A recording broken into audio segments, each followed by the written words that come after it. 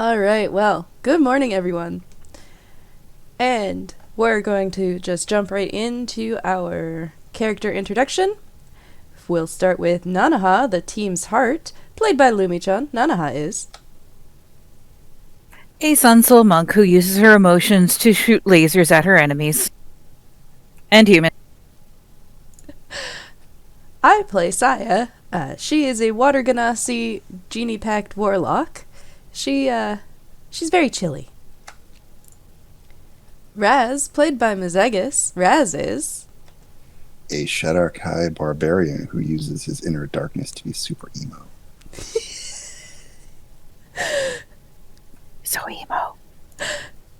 Next we have Pocket, Noom, played by Desune. Pocket is Zoom Zoom. Tabaxi rogue who's a big coward.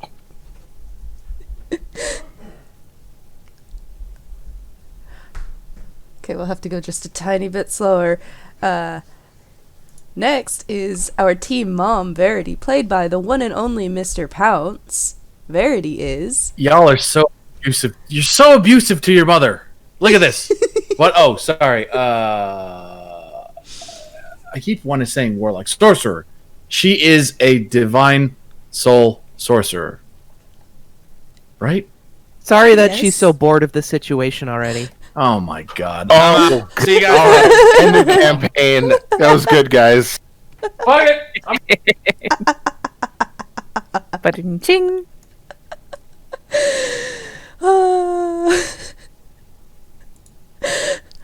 Next we have Axel, played by Lennon Marks. Axel is Axel is at his computer. Hi, everyone. Can you guys hear me? Yes, very well. Clearly. Okay, cool. New microphone. I just wanted to make sure everything's set up okay. Anyways, Axel is a devotion paladin who's about to get his throat ripped out by a bunch of vampires. And last but definitely not least, our GM extraordinaire, Fluffy Snowfall. I am going to pass the mic over to her, and this is her show now. Here you are, Fluffy. Hello. I am the GM. And this is Curse of Strahd. Last time the party had made some decisions about whether or not they want to go and bring their new friend Irina to Kresk, or if they wanted to go do some exploring. Due to a deal made between Roz and Strahd, Irina was meant to be delivered to the coffin maker's shop in the village of Valakai. After some stern talking to, Roz realized the error of his ways, or at least the error of telling others of his ways, and they decided to go explore. When they went upstairs at the coffin shop, they were beset upon by a variety of what looks to be former adventurers, all converted into horrible undead abominations by Strahd. With some very good tactical wherewithal, Axel managed to send a few of them scurrying. However, not all of them succumbed to the Holy Light, and now here we are, in the middle of combat. And it is top of the round. Alright, I'm back. What'd I miss? It's top of the round. Yeah. Okay, the vampire spawn here is going to dive out the window as well, as there was a lovely shattering of the window from a shatter spell. Whoever did that, I don't know. It was somebody else. It was probably a fire ganassi. Go find them. This one here that is scurrying upon the wall is going to try and use both of its movements to dash, crawling along the walls. Can't it not approach? Yeah, so Axel? that he can't willingly walk toward me. Okay, towards you. Yes. Okay, well then this one's going to just use the dodge action on the wall. The other, Is the door above Saya open? yes. Okay. So it is going to run this way and down the stairs. I get an attack of opportunity. Yes. It is crawling above her head, though, so it'll be at disadvantage.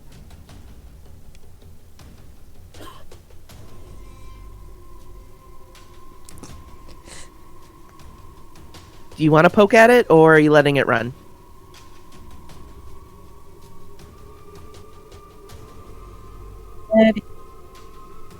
I think she's going to let it run. The remaining are going to descend down upon Roz and Axel, who are currently blocking the way towards the others.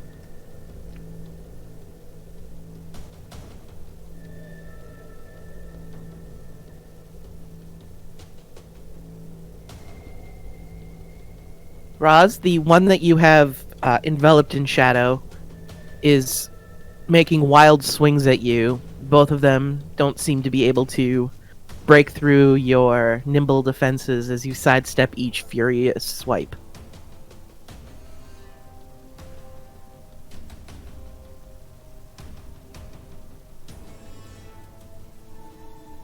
Okay. This one here is going to be lashing out at Axel. Axel, what is your AC? 20. Okay. That is a... Let me pull up their sheet. Do. Alright. Plus 6, so that is a 22 and a 20 on the nose.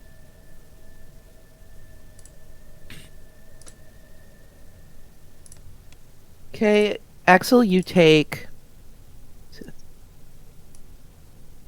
a total of 12 slashing damage.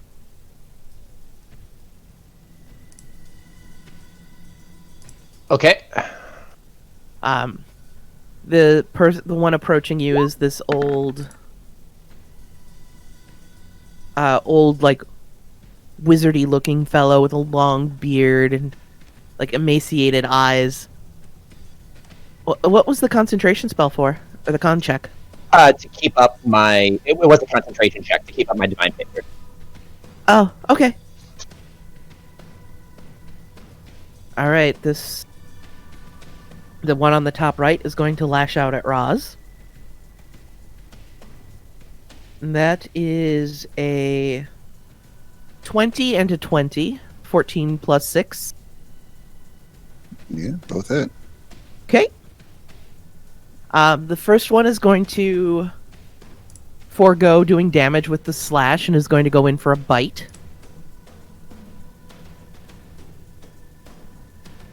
Okay, so you take 8 points of piercing damage, rounded down to 4 from rage. And you take 10 points of necrotic, rounded down to 5 from the bite.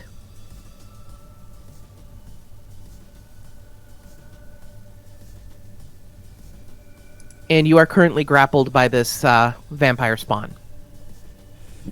I think the last one is going to strike out at... It's going to strike out at Axel, just due to the eruption of holy power previously. Wait, which one is this? I thought you said the top right one just attacked Roz. So the top left one, sorry. Top one, right, left one attacked Roz. okay. Top right attacked you. Direct left attacked and missed. And now top middle is going to attack Axel. Okay.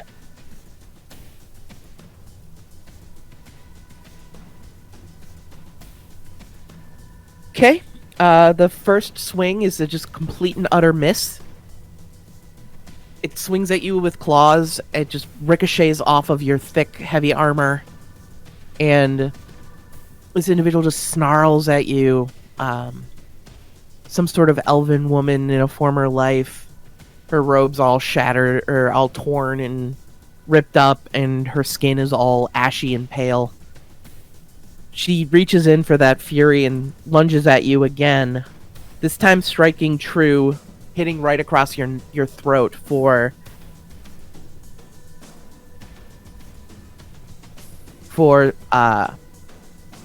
17 points of slashing damage, as it was a natural 20. Yeet. And that would be their turn. Nanaha, you are next. Alrighty then. Question. Is the one directly in front of me afraid of anything, or is it just in the darkness? It is in Roz's darkness. It is not afraid of anything. And can I see it well enough to hit it, or no? You can. Pew pew.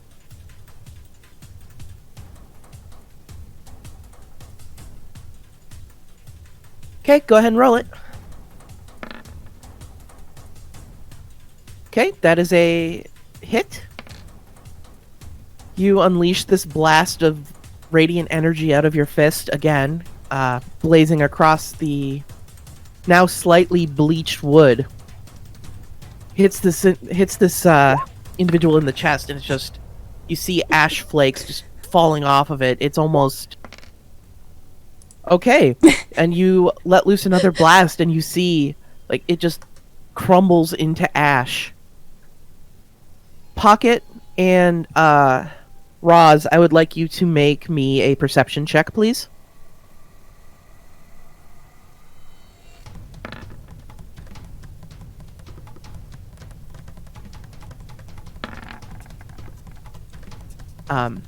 As this final blast of energy hits it in the chest, you see just this look. This was a half-orc individual, their skin all ashy and gray. Both of you hear him whisper, "Thank you," as he fades into ash.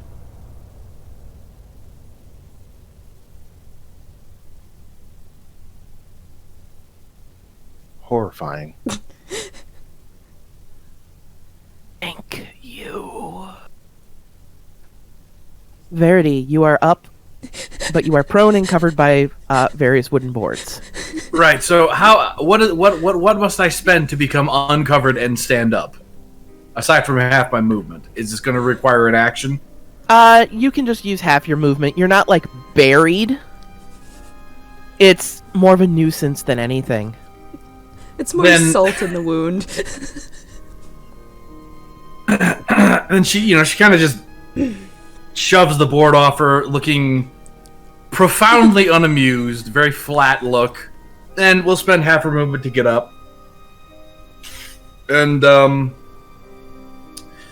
we will spend let's see, we'll spend a sorcery point to twin the cure wound spell, since both of the people in front of her have been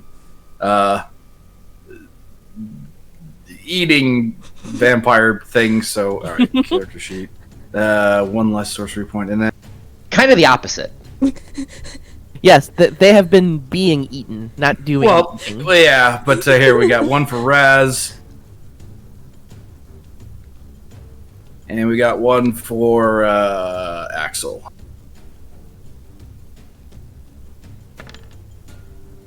Apparently, we know who you like better. Which is weird because her healing is very creepy, dark, makes you feel unclean after it mending, so Roz would probably enjoy it thoroughly. Axel probably would not, but there it is. Probably why it's more effective on him. Right? Like, it's super effective against my holy aura or whatever. Right, and so after we mend them, we'll use our bonus action to eat a second level spell slot to get 2 more sorcery points, because I feel like she's going to be doing this a lot at the moment. Okay. And that is the turn. Yeah, unless you want to move any. No, because in order to cast Cure Wounds twice at once, it has to be in range, and it is a touch spell, so... True, but you can move after. So you could get up, heal, and then move back. Yeah, maybe she'll back up, like, a little bit. Okay. Maybe a little bit more. Pocket, your go. Oh jeez, and we're gonna leap up to the stack of boards. Okay, make me an acrobatics check.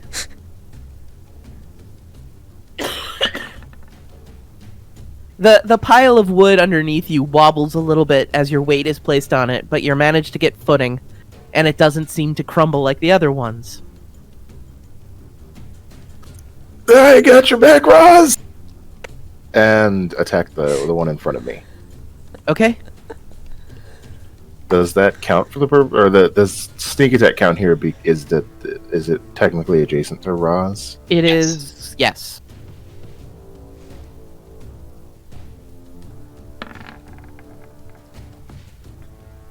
Okay, you lunge forward using kind of the swaying motion of the pile of wooden boards to your benefit as you pierce this rapier right through this human's eyes. Go ahead and roll your damage. Okay. All right. Meow. I see everybody's been saving their rolls for this week. Yeah. Which one Your- did you attack it? Sorry, say that again. Which one did you attack? Top left. The one in directly in front of me. Okay. You go right through the eyes of this former human fighter individual, and like the blade goes right through, leaving a gaping wound in their forehead. But you had to put a lot more force into it than normal, so you deal 11 damage from your piercing and sneak attack since it was reduced by half. I'm good with that, and that's the end of my turn. Okay. Roz, your go. I am still grappled, correct? That is correct. Well, I don't like the idea of a vampire just, sucking on me. So I will use my regular action to break the grapple. Okay. Roll an athletics check, please. Since I am raging, I do have advantage on that. That is correct. Womp womp.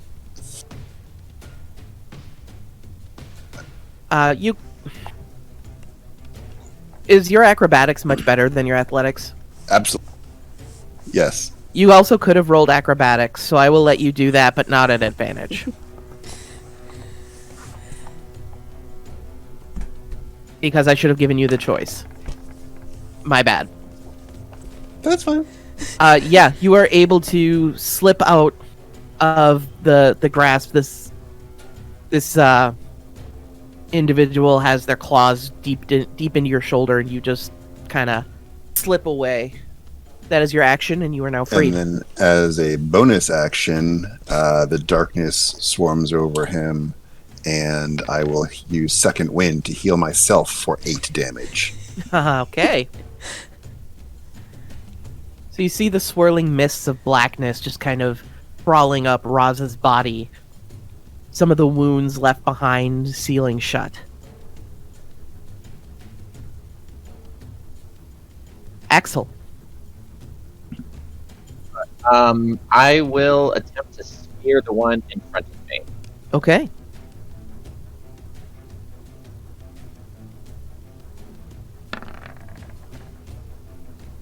You lunge forward. Your foot placement is still on one loose board. It kind of slips a little bit as you try to lunge forward, and this vampire is able to dodge out of the way. All right. Well, we'll try to hit him with the side of it then, or the back of it, or something. Okay. You use the momentum from this wobble, and you spin the spear around and just clock it upside the head as you retreat back. Go ahead and roll your damage. Polar mastery is a hell of a drug. Okay. -3. -3. Okay, you clock it. A pretty good one. But it is still standing. Are we using the skull marker now for the radiant mark? The skull is for ones that have received radiant damage, yes. Okay. right, excellent. And then that is my turn. Okay. Yeah, it's just to remind me that they don't heal. Saya, your go. Okay. Saya is going to throw out her hand with her lantern at the one directly in front of Roz, and ice is going to start forming on its legs, building up for frostbite, Okay. which is a save. Okay. Con save. It does not make the save, and disadvantage on the next weapon attack. Okay. You see the layers of ice just crackle up her legs. You know, blood oozing out of the wounds as kind of like icicles start piercing from the inside outward, crawling up her leg. Anything else you would like to do? Nope, that's me. Roz pipes up. With these things healing, we really ought to be focusing on one specific one. I mean, yeah, Saya was just trying to keep the one that could reach all three of you from having an easier That's time. fine. You just, as damage is being spread amongst all three, Roz would point out we should really focus. That's all he's doing. Mm-hmm. You all hear some screaming outside in the streets at this moment. You assume that the vampire spawn that have gotten out have started running through the streets at this point.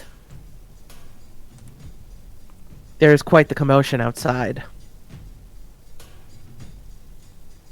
Well, let's hope that gigantic flaming, one-hand man is up to the task. Pocket, you see the one in front of you. You see its wounds begin to knit themselves closed. This man just... The wound that you just pierced through its forehead just kind of seals up into a clean, scarless spot. And it just looks at you and hisses, gutturally and ferally. Oh no! Okay, that is a 22 and a 20. Both hit.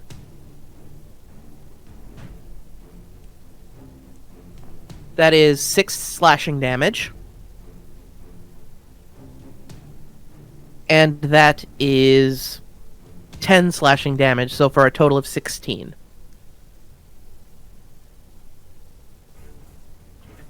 Oh damn. Okay. The one in front of Roz is going to make an attack at Pocket at disadvantage because of cold. And Nevi, good call on that because that was a natural 20 and a 3. I'm here Yeah. for you, Pocket. And you see this former elven woman lunging forward at you. Her leg frozen to the ground keeps her in place as she swipes. If it wasn't for that, you think it would have gotten quite the nasty blow at your throat. Oh god, thanks. Okay, and the next. All right. The ice, though, keeping her in place, shatters from the force of the exertion, and she does manage to swipe out one more go, dealing 11 slashing damage.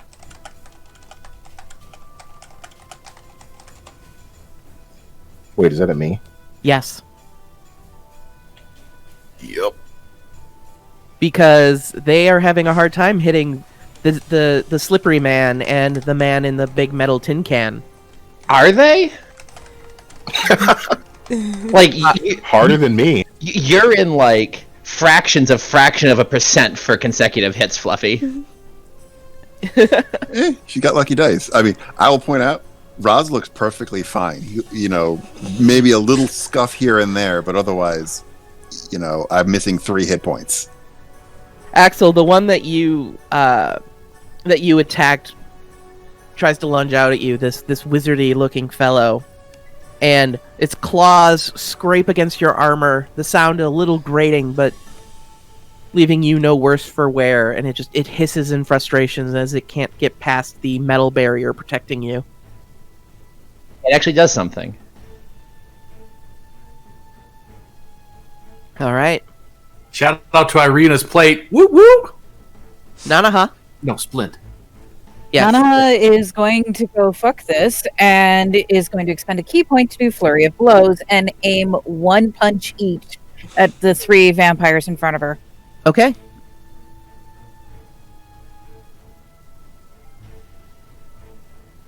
Go ahead and roll it.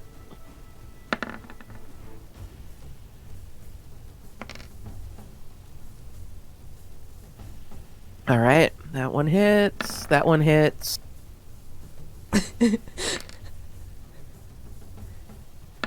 Okay, all 3 hit.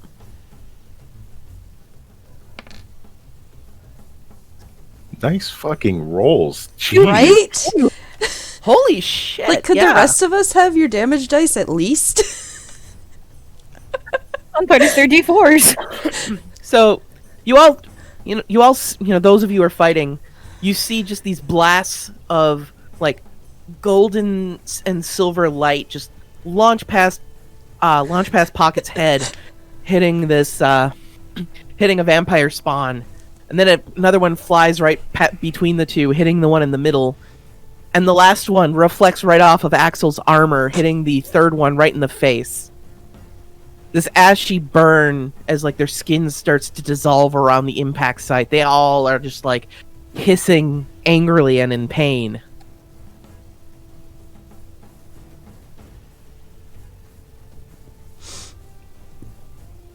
All right. Anything else you'd like to do? Put on some shades and walk away from an explosion like a badass.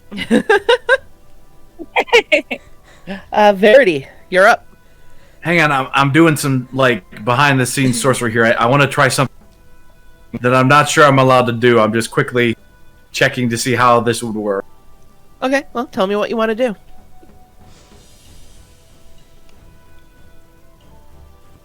So, I want to spend. Obviously, we need to do some more healing because Pocket got fucked up. And Axel, how hurt are you looking right now? On a scale of 1 to 44, I'm a 27. Okay, well that was oddly specific, but thank you. I want to use Twin Spell, but I want to cast Cure Wounds at 2nd level. And Twin Spell says I have to spend a sorcery point equal to the spell's level. Is that So you 2 would points? spend 2. Okay. I wasn't sure if it was the original level or the, the thing. Nope, it's the 2nd level. And that consumes a 2nd level spell slot, right? Correct. Oh, I'm learning how to play casters. This is good.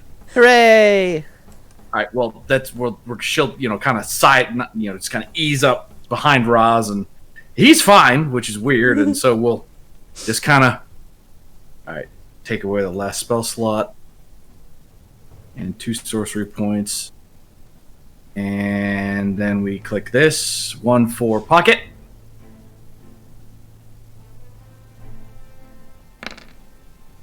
and 1 for Axel.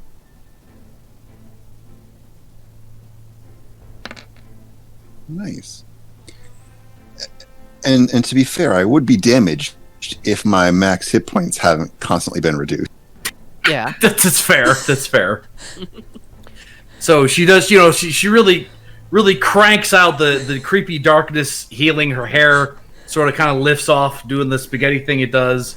Though Verity looks a little fatigued after this and kind of huffs and casts a side look at the front line in front of her. She's like, I cannot do this forever, Just not in my voice, in hers instead, and then she'll kind of back up again next to Saya and catch her breath. Okay. Pocket. I have been white knuckling my rapier this entire fight and was briefly bloodied. Didn't even pay any attention to it. Just total ball of nervous energy, and is just fuck it. We're fighting now. Of the two that I am adjacent to, does either look more hurt than the other? Noticeably? They're seeming to be about the same. Their wounds had healed at the start of their round, but after Nanaha blasted them in the chest each, they're about the same level of hurt. Then we're just going to sway or stab at the one in front of me with this rapier. Okay. That is a hit.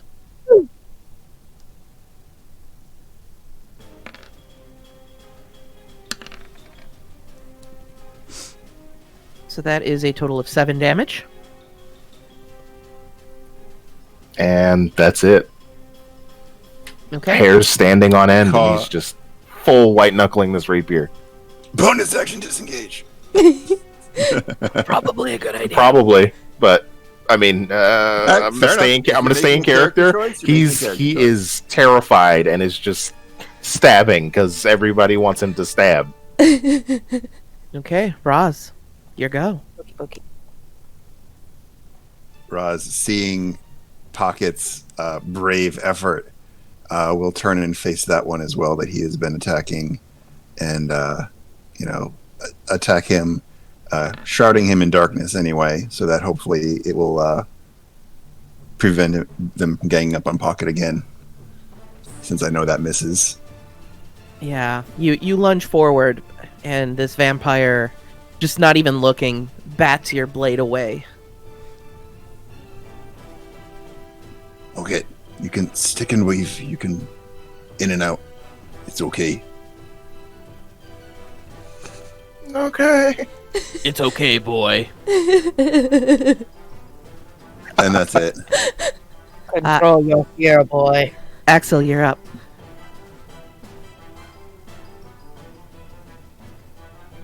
Alright, well, I'm going to continue trying to stab the one in front of me. We seem to have a good thing going.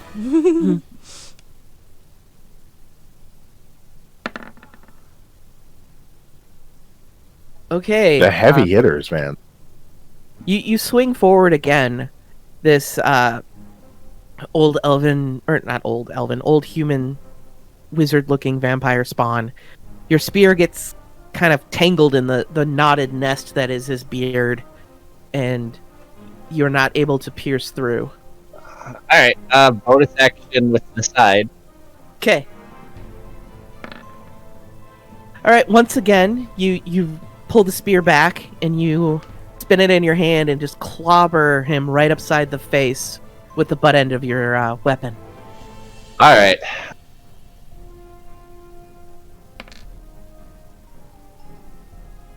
Okay.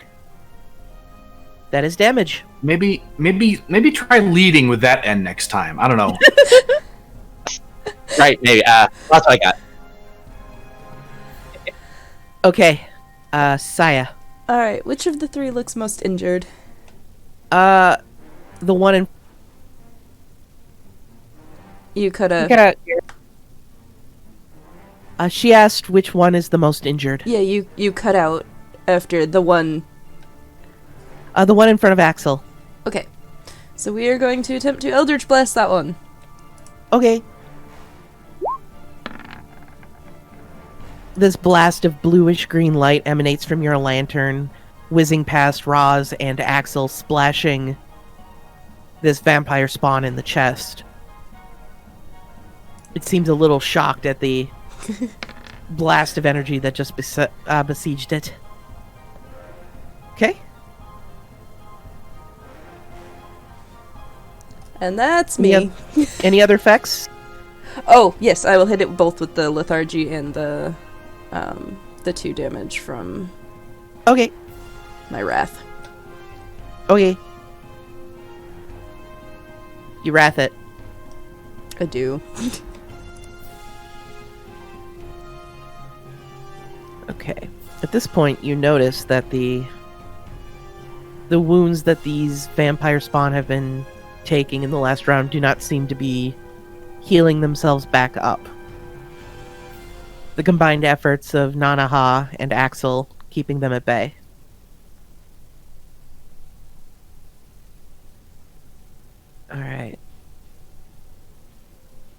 Don't you hover over me.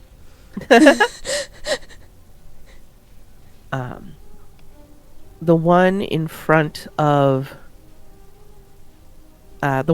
Pocket is going to lunge at him. Pocket, what's your AC? 17. He has disadvantage and is at half damage. Okay. Wait, I thought you had to hit for that to happen. Let me check. I thought it was just attack.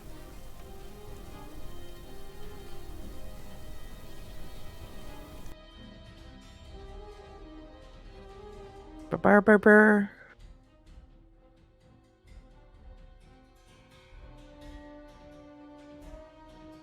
You hit with an attack. Fair enough. Sorry. No, that's fine. It lunges forward and grabs you by the shoulder, Pocket. Not again! Bearing its fangs, it lunges in and bites down on your neck. You take 7 points of piercing damage and 5 points of necrotic damage. Your max HP is temporarily lowered by 5.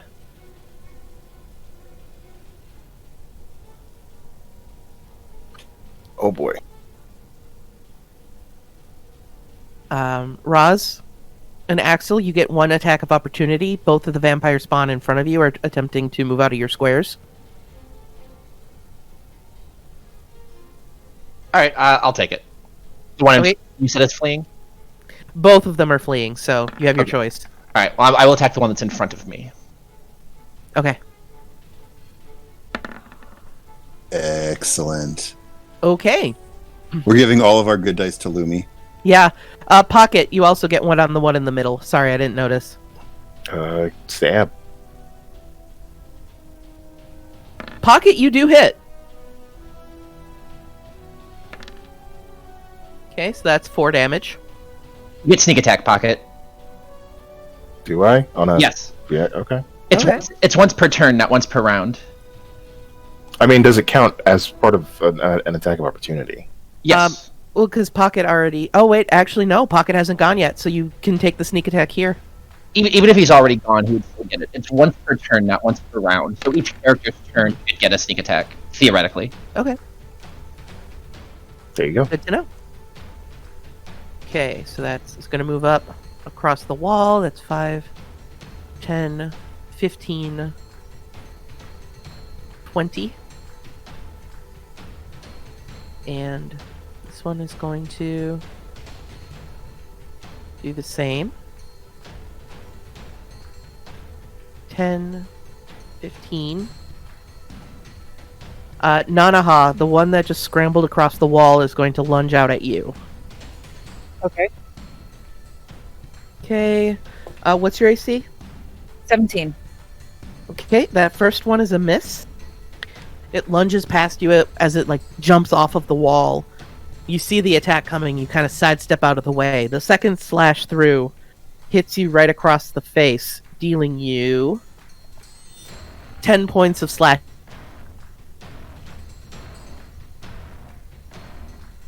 You. This third one, are they gonna move? Yeah, sure. 2, 3, 4. Okay, and that would be the end of the vampires' turns. Nanaha, you are up. Gee, I wonder why they got in close.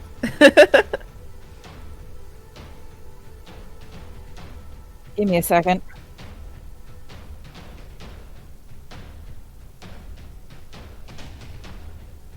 Okay. Outside of the coffin maker's shop, you still hear the screaming. At this point, you hear this rattling explosion. And those of you, nobody's by a window, so you wouldn't see it. Isn't Verity? Oh yeah, Verity's by a window. Verity, you see there's a plume of smoke rising from deeper into the village. Oh, joy. Good thing that we got the podium villagers released at least. We didn't cause it. Sure, sort of. We didn't Okay, start the fire. Nana is going to disengage and clamber past Roz. Okay.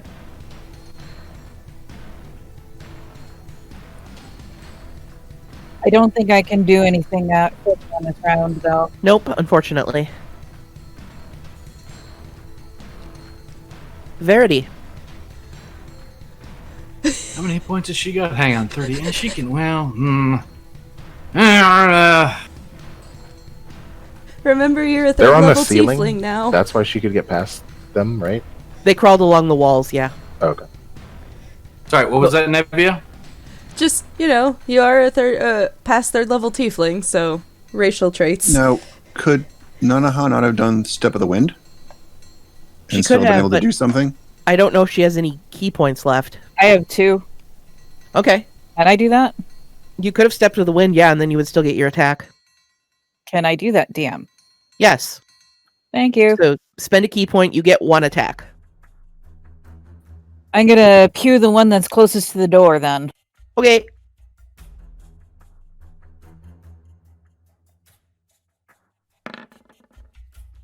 That is a hit as you blast this you kind of basically like shoulder roll past Roz and let a blast of energy out of your fist. Dealing max damage again. What the fuck? What the actual fuck? This is a computer, it's not me! Roll20 has blessed you. It is radiant.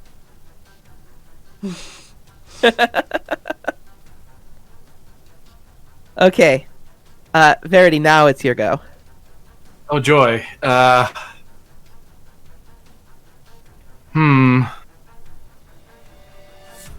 This is way closer than I wanted them to be. Oh man, I was thinking about what to do too, and I didn't come up with anything good. Okay. So, she will also sort of like take the disengage action, and she can walk under the one and the ones on the wall and ceiling, right? Yes, the one in front of you is not on the walls or ceiling. Ah. Okay, well that'd be, let's see, 5, 15, 20, 25, 30. We wouldn't be able to get far enough away to actually have that happen again. Oh my god, this is a fucking nightmare.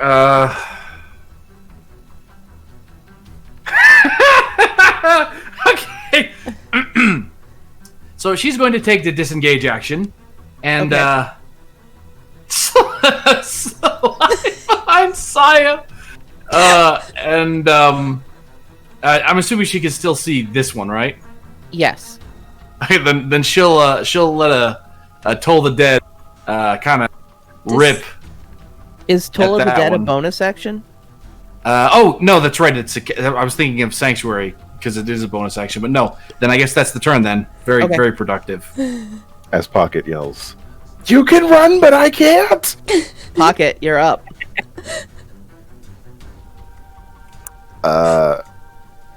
Well, it's the one climbed across the wall behind him. He'll turn around, all nervous energy, and rapier stab. Okay. That is a hit. You manage to skewer it like right through its arm as it's kind of clinging on there. Okay. Alright. Anything else you would like to do? You have wounded it, sir. Since we have okayed the running, Pocket's going to disengage and run 5, 10, 15, 20, 25, 30. Back here. Okay, that makes sense that Pocket would run as there is a dog barking. Valid. Roz, you're up. Raz does what he needs to do, steps into the middle of all 3 of them, and then realizing that he needs to hit in order to do anything, he's not going to go reckless. He's just going to hope he rolls a little bit better and attack the one that's in the center there on the ground. Okay.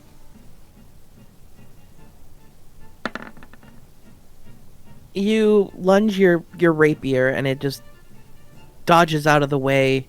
You manage to get kind of a bit of hair, but that's about it. Fair enough. That's it. Okay, Axel.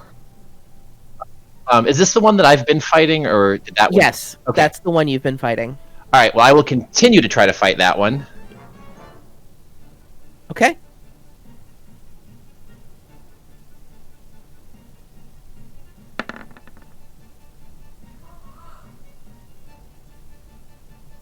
Okay, actually, I'm gonna say you get advantage on this one, since it's clinging on the wall and can't really dodge as well. So go ahead. Okay, that hits.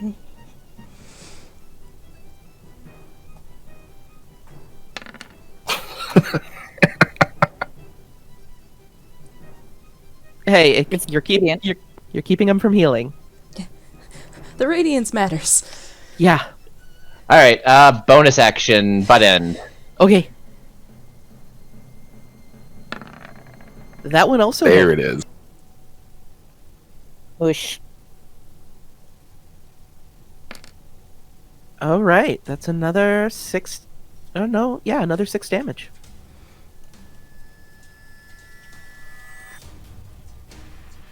Okay, Saya. She's just gonna shoot a dirty look over her shoulder at Verity. And then... Oh god. I'm going to frostbite the one in front of me. Okay.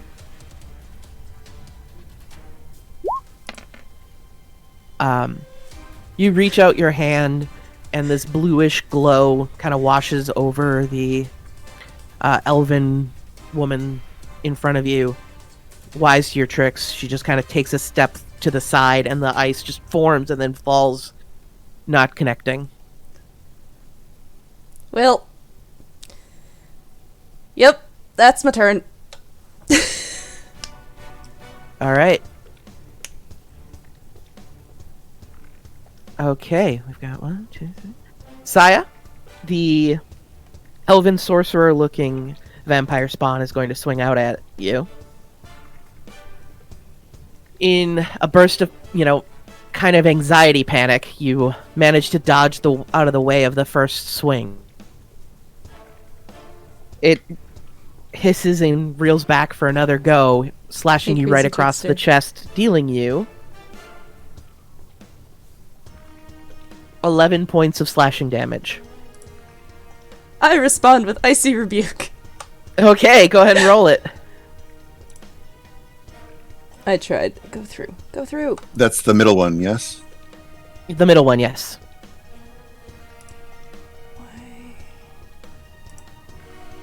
Cast! It won't click.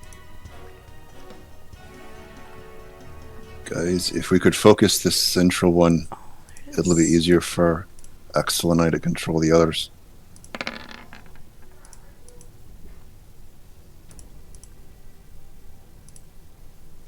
Alright, someone hand Saya some new D10s, because holy crap. It does damage! Yay! It gets a little bit of a frostbite. It's a frost nip. Yeah. I mean, I did what I could. Alright, the other two.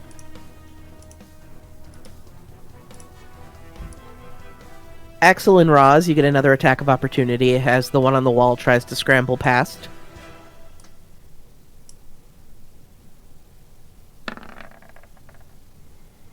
I would love to roll above a 7 at some point in this game. I'm sorry. Holy moly. Sorry. Oh my god. I would love for either of you. This Oh is my absolute goodness. horseshit. Like, this is fucking terrible. Lennon! I mean, he's not wrong. No, He's he's not not wrong. wrong, but there's no, it... I mean, they're digital dice, Yeah. RNG, it's frustrating. I get it. It happens. Hopefully Lumi carries us some more. Okay. Verity, the one that everyone's been railing on. Actually, no, this is the wizardy one. The old wizardy man is going to try and attack you through the door. That's gross, but okay. That is okay. That is a. Here's and that wizardy. is- Okay, so it slashes out at you angrily. Its first attack, batting against the door frame, as it can't really get past Saya to get at you. However, the second time it lowers himself to the ground, kind of almost like a cat ready to pounce, and then just slashes right at your legs, dealing you 6 points of slashing damage. Oh, that's fine. It's the cat reaching under the door when you're in the bathroom. I mean, kind of is. Creepy 1, old man, dead cat. 2, 3. All right, Nanaha, high or low? Low. Okay. You get an attack of opportunity as this vampire spawn runs past you. Can do.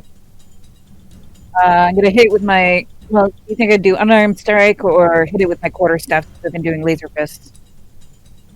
You can do unarmed strike or quarterstaff, whatever you'd like.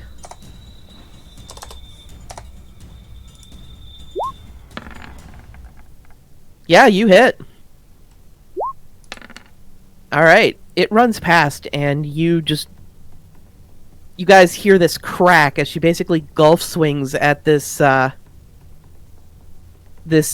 former human at their legs. You just hear the bones break as it hobbles forward, lunging towards it at Pocket, No, please! following the trail of blood. Miss. Both swings, it just lashes out, but the wobbling feeling in its leg keeps it from connecting. And Pocket, you are just able to nervously dodge each strike, panting heavily. Very heavily. Nanaha, you're up. All right, this is my last key point. I am going to spread my weed killer. Pew pew pew. For flurry of blows. Okay. Oh, I thought it was actually called Weed Killer or something. I thought she had A druid spell. or yeah, some kind of multi-class or something. I don't know. I did pick up some druid spells.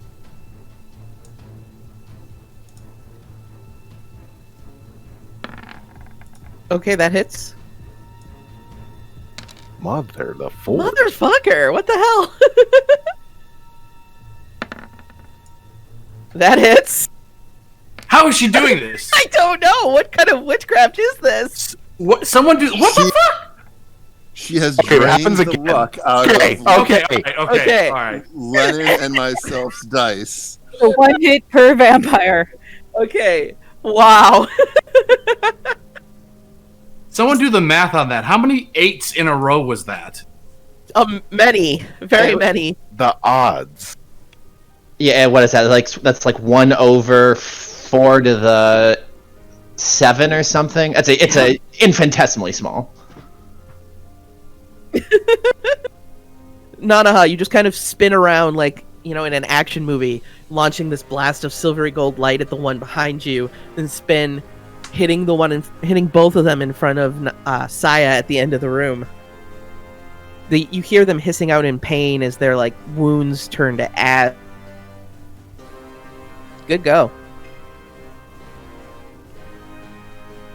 Verity. Unfortunately, they go at initiative 22, right? Yes. So Saya will get a turn before they do. Okay, well then we can't sanctuary Saya to help shield her, but okay. Gosh, she is really running out of tricks here. Of the two that I can see, Old Man Cat and the one in front of Saya, which one looks more hurt? All right. Of the two in front of Saya, the old wizardy man looks the most hurt. Good, because that is kind of who I wanted to attack anyway for touching her. Let's crack off a... I better use a cantrip and save the spell slots for healing. Let's crack off Toll the Dead on the injured guy. Okay. believe is a check. I don't know. Wait, I have a button. Let's just click it. Yeah, it's a wisdom save. This, excuse me, this like large translucent bell kind of manifests in the space between them. In the rest of you barely pick up on this imperceivable ringing noise. The one in front, you see blood beginning to pour out of his eyes, but it doesn't seem to rack him with as much pain as it would a living target. Oh yeah, that's probably. Oh, I thought they're right. That's right. We can use poison instead. Well, they're undead, so necrotic is probably not the best plan. Yeah, we'll need to use poison, unfortunately. But I think. I'm just trying to decide if I should use my last 2 sorcery points to make another first level spell slot, because I'm almost out. But I might need them because Nanaha is really beat up and she's all the way over there. Let's do nothing and end the turn instead. We'll save it just in case. Okay. Poke it. Trying to adjust to this adrenaline. We'll take the advice from Roz and focus. Disengage this one. Run 1, 2, 3. 2, 3, 4, 5, 6. Fuck it, we're running all the way back over.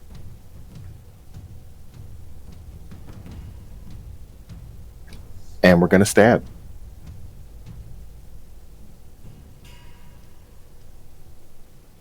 Roll your stabby stabs.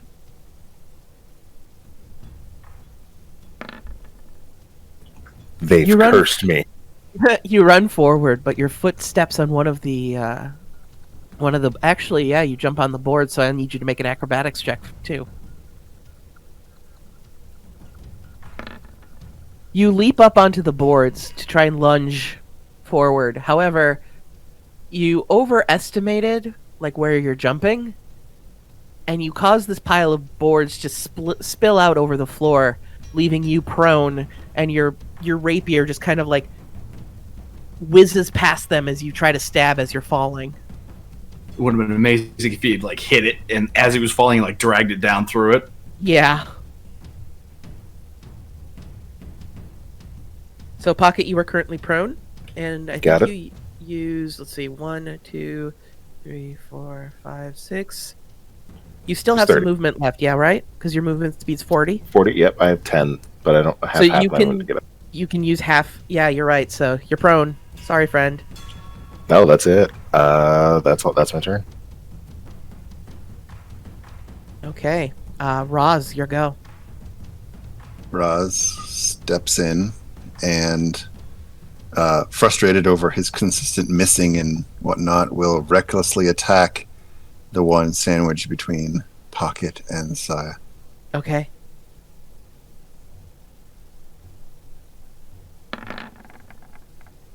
Needed. Thank good I did. With this just scream of frustration, you lunge your rapier forward, piercing into the back of the elven woman. You can see her spine kind of going sharp as the blade pierces through. And disadvantage if she attacks anyone, not you. Correct. And half damage if she, anybody either. Yeah. Which is also the important part. Right. The sharing in the resistance. That is a cool skill. Is that from your heritage or? That is the Ancestral Guardian's barbarian path. Oh, it's the shadows are originally my ancestral spirits that swirl around it, designed to try to make a one-on-one fight. And if they attack anybody other than me, the spirits kind of shove them back into the fight with me. But it's themed to be the darkness. Yeah. Okay. Axel, your go. Can I move along this purple, or what is? Yeah. Okay. The purple is just that the board pile is kind of spilled all over the place. Okay. So I'm going to move there then. Mm-hmm. And we will attack the one on the bottom, because that's the only one I can touch from there. Okay.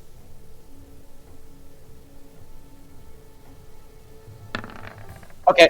With your reach, can you not? He doesn't have reach with the spear. I just have I have my spear. Oh, okay, that's right. Okay. The butt end strike does hit though. That's my turn. All right. Let's see, that's another 6. Saya. I would love to focus damage, but I think I'm going to attempt to frostbite the one that doesn't currently have disadvantage if it attacks. Oi.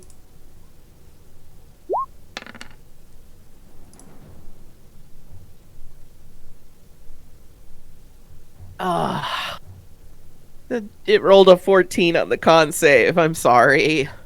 Yeah, that's what happens when you start with only +3 to your stats. Oh well.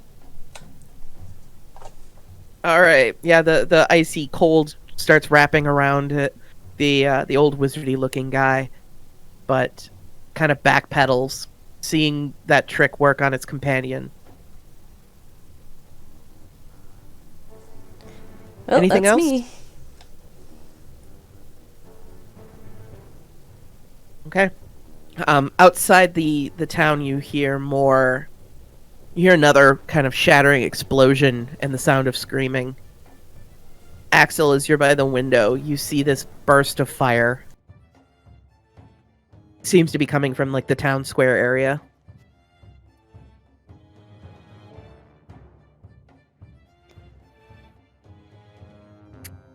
Please, angry big arm man, go to the town square and squish things.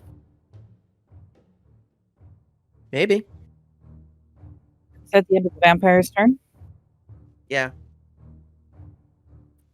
Okay, so how are the ones around me doing? Well, it's their turn, so That's what I was trying to figure out. yeah, the one next to you is doing okay. And it is going to attempt to strike out at you. That is a miss. You're able to kind of backpedal and dodge. Dodge out of the way. It's striking air, and you manage to upset its balance just enough that the second strike is completely wasted again. All right then. Okay, let's see here. I think the one that has been cursed is still going to attack Pocket because Pocket is prone. Do the thing. It has disadvantage Okay. because of Roz. But it It has has- advantage because So you're it's- so it's- prone, so it's straight. So it's just straight, yeah. Yeah, okay, so that is a 16. That does not hit. On one attack, I believe. Yeah.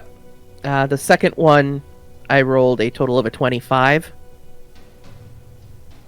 This is at least half damage. Hit me, Daddy. That wasn't a character, right? I hope not. No.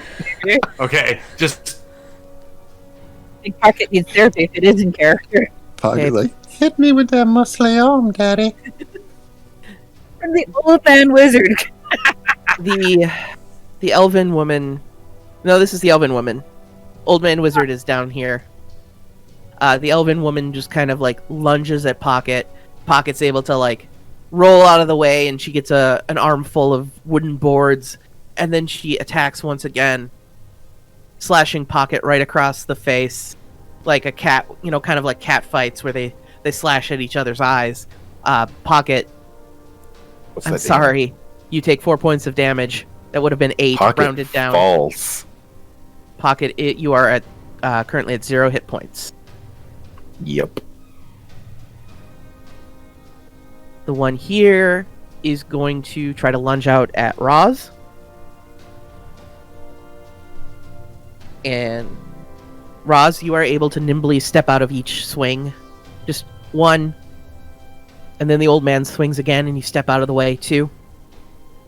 And it hisses at you, and you kind of growl back menacingly at it. And that would be their turn. Nanaha, your go. Are we out of heal spells? I got a couple left. That's it Okay. though. Healing magic too. Okay. No, Thank I'm God just for that because very, I'm running low. very handy with healer kits, and I've got 10. How You bad are are our heavy hitter right now. Yeah, pretty sure we Yeah, need I you on know, the that's deeps, why I'm- so... Yeah. Okay, how bad are the two on the bottom? They're both looking like they're both bloodied. Like you can see blood oozing out of, starting to look a little more feral than they were before. Alright, I'm gonna, since I can still do 2 pews, I'm gonna pew 1 each on the bottom. Okay.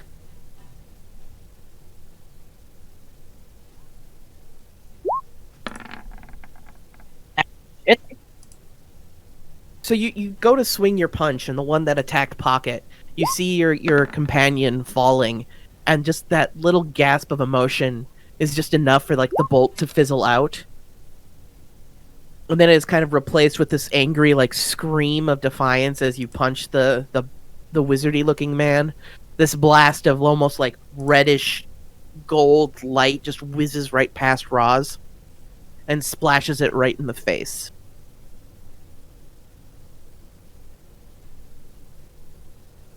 Okay, anything else? I think that's all I can do. I can move, but then the other vampire will get an attack of opportunity. Unfortunately. Verity. She cannot see Pocket, right? Because she's kind of like in this hallway behind. Unfortunately, no. Okay, well, he's still got a few turns. He'll be fine.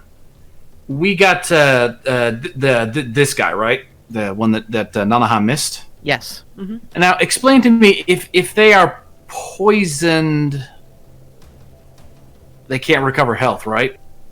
No, they can. They can't recover health if they have been dealt radiant damage. Ah. Well. Okay. All right. Okay. All right. Then we will do, despite the fact that it is necrotic damage and it will be half damage, we will attempt to chill touch that one because that also prevents regeneration on the undead. Okay, you will need to roll at disadvantage as you are using a melee or a ranged attack in a melee space. Does disadvantage work with? Yeah. Oh, that's an attack, right? Yeah. Because the other ones are dice checks. Well, let's hope this works. It works. This Woo! like ghostly, almost like dripping severed hand just grabs this vampire spawn right across the throat, and like you can hear, like you know it doesn't need to breathe, but you can almost hear this like gagging as it starts getting choked out by this severed spectral hand. Dink! No healing for you. So how bad do these two down at the bottom of the fight look? Both of the ones at the bottom of the fight are looking pretty bad. They're both I would say, they're both pretty bloodied up, and a couple of good solid hits would probably be enough to take them out of the fight. That's the end of my my turn, though. So. Okay, Pocket, I need you to roll me a death saving throw, please. Okay, Hooray! that is one success.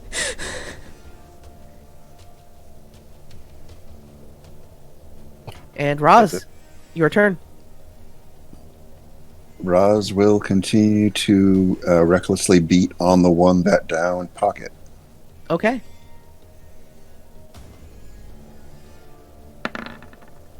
And again, advantage comes through. Yeah, just this unholy screaming as you just beat the ever-loving shit out of it with your rapier. Womp womp, min damage. Wait, 9 is min damage? When I'm Yeah. raging, yes. Yeah. I do a d8 plus 8. Every man hit hard. Yep. Okay. Anything else? No, I think that's really all he can do. Okay, Axel. I will stab the one that is in front of me to start. Okay, Or try to, I guess. okay. Yes! It's You- possible! Yay! You just lunge forward. The, kind of the raw fury of your companion falling, guiding you as you thrust the spear right into the chest of this old wizard-looking guy, and kind of blood dripping off of the haft of the spear. Hey, that was -5. This one? Okay. You can whack it again if you'd like with your bonus. Alright, let's do that. Bob. This one also connects as you're just beating this thing. So, like, rawr.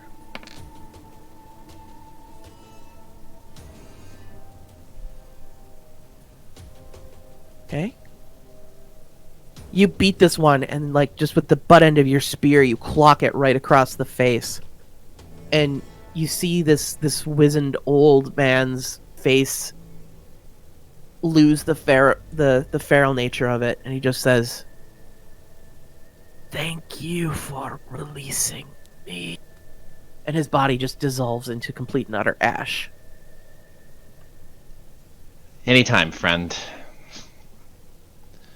Alright, and then I will move there, but I don't have anything else I can do. So that's my turn. Okay, Saya. Okay, well, here we go. Disadvantage.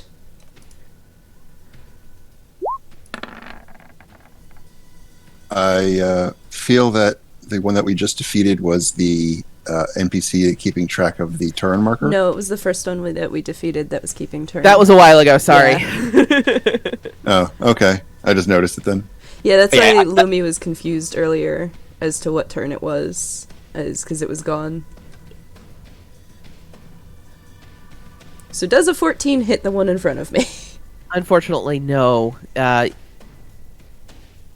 Fair enough. I didn't think so, but I wasn't sure, so I wanted to double check. Alright, so that would be my turn. Okay. There, I re-visualed it just for turn purposes. Appreciate it. Alright. All of you hear downstairs, you hear banging on the front door of the coffin maker's shop. Just pound, pound, pound, pound.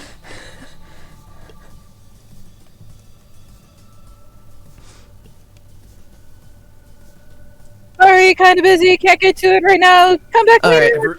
Ever remember it's Saya's fault. But And I...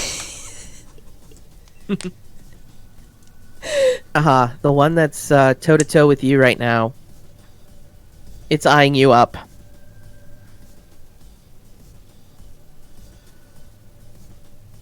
Okay, that hits.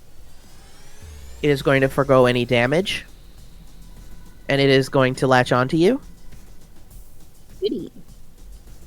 And you feel the sharp pain as its teeth, his teeth pierce through your throat. You take 5 points of piercing damage.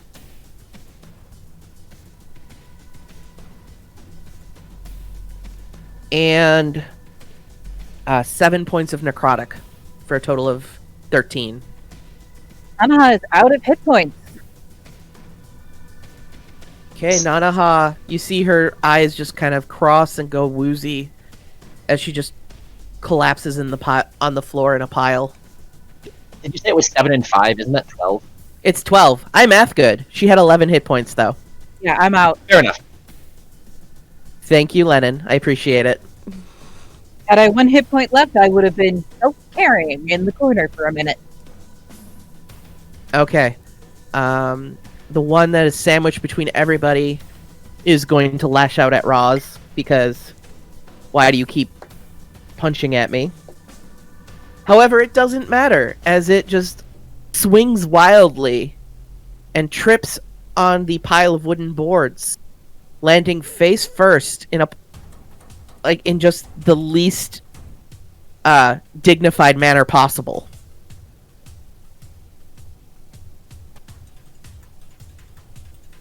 Okay, Nanaha. Roll a death save, please. Okay, that's one failure.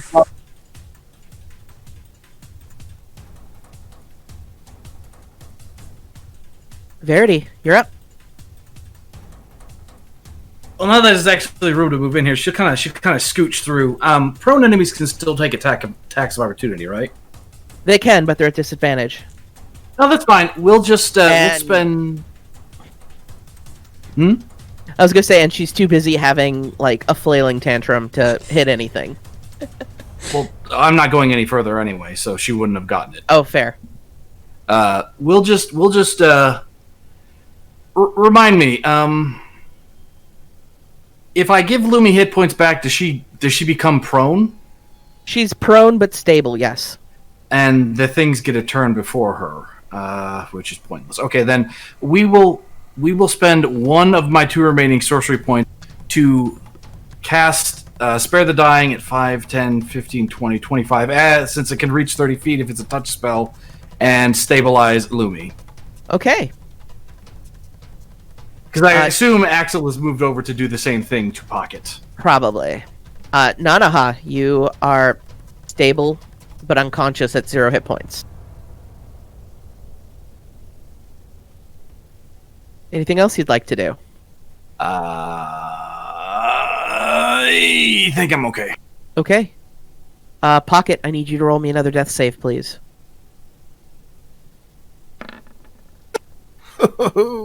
Okay, that's 1 failure.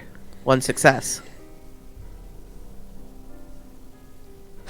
Roz, you're up. What does Axel seem to be focused on right now? He's half eyeing Pocket and half looking up, like down the room toward Lumi. Okay.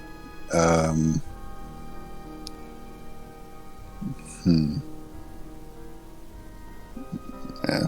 Character-wise, he would continue beating on the one that's in front of him. Go ahead. He continues to recklessly beat on the prone. Don't you need to not? You don't have to reckless. Yeah, 'cause he's prone. I understand, Okay. but once it's started, he's just going to keep going. Okay. Makes perfect sense. Yeah. You beat the ever-loving shit and just continue like this angry fury. Yeah, that's it. Okay. Axel. I'd hope that one. All right. Well, I will let it make an attack of opportunity, and I'm going to head this way. Okay. It flails and does absolutely nothing. Excellent. All right. Well, in that case, I will get up in this one's face and attack it with my spear. Okay. I believe 2 in a row. Come on. Go! Oh, shit! Yeah, you hit. All right. We're gonna smite this one. Oh boy. Okay. And then I get the extra D8 for the smite on these, right? Yep, it should be 3d8, I believe. 3d8? Holy shit. He's Yeah, 'cause it's using a 2d8 spell slot additional for it. 1 for being undead. Holy shit! Axel just turned on. And that's radiant. Lucky, Yes. you should go down more often, man. With just this explosion of divine light, you all feel this, like, just radiant warmth blasting from the other end of the chamber in this coffin maker's shop. And, like, bits of just armor and vampire flesh just burn, filling the room with a rather unpleasant odor. You still get your Okay, your that backhand. one's still there? Yeah. All right, we will hit it with the backhand, hopefully. Nope, that's okay, though. All right, Okay. I mean, I'll be frank with you. You took it from basically almost full health down to half with that one attack. So, you did good. Pocket goes down and everybody shows the fuck up. So, yeah. You know, that's how it happened in the last big fight we had, so clearly Pocket. Just gotta go down more.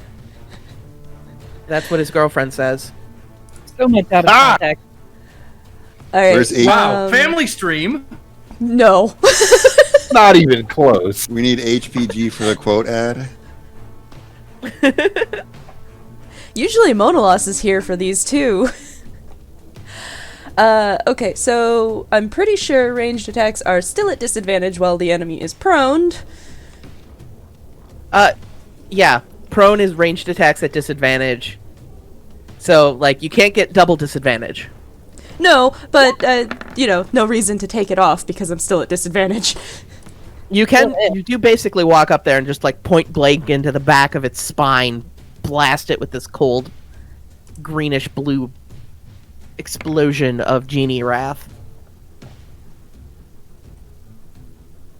We are, just in case she gets up, we are going to lethargy her and Genie's Wrath her. Okay. Good to know.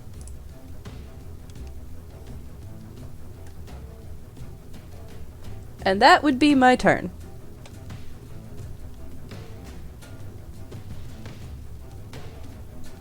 Okay, the one in front of Axel, very upset at this show of angry force, is going to lunge out at him.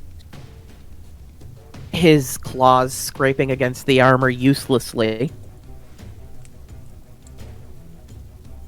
And it swings again, just able to get through the holy energy blinding it, and just angrily roars.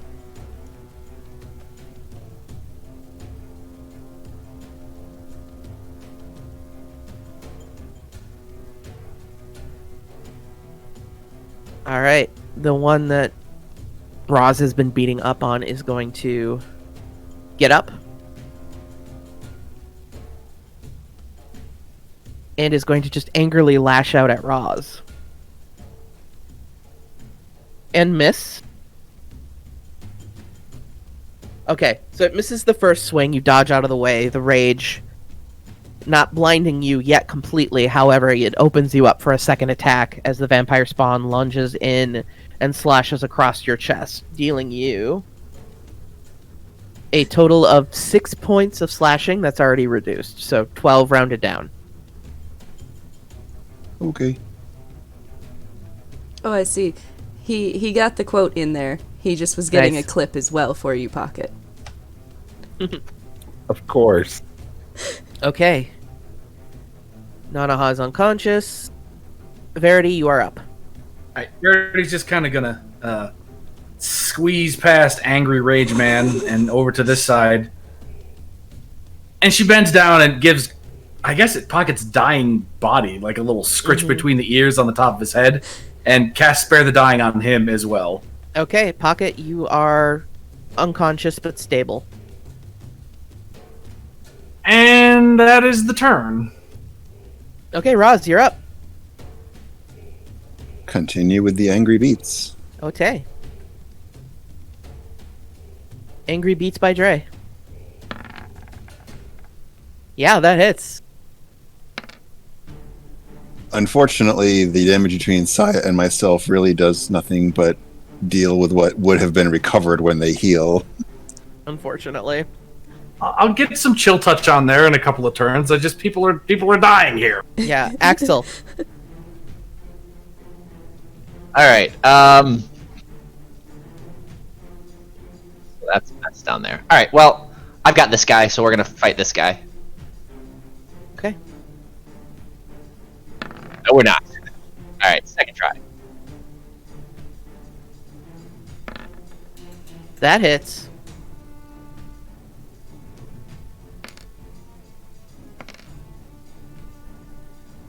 Radiant butts. Not nearly as exciting this time. Unfortunately. All right, that's my turn. Okay, Saya.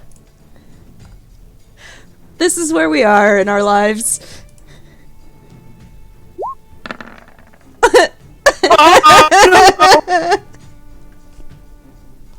Sad trombone. Try to aim a shot, and just this blast of greenish blue energy erupts out of your lantern. And just, this has been quite a fight, and you are starting to wear yourself out. And your vision just kind of blurs so slightly, and you think you've got it lined up, but the blast just launches completely, hitting nobody. Okay. Okay.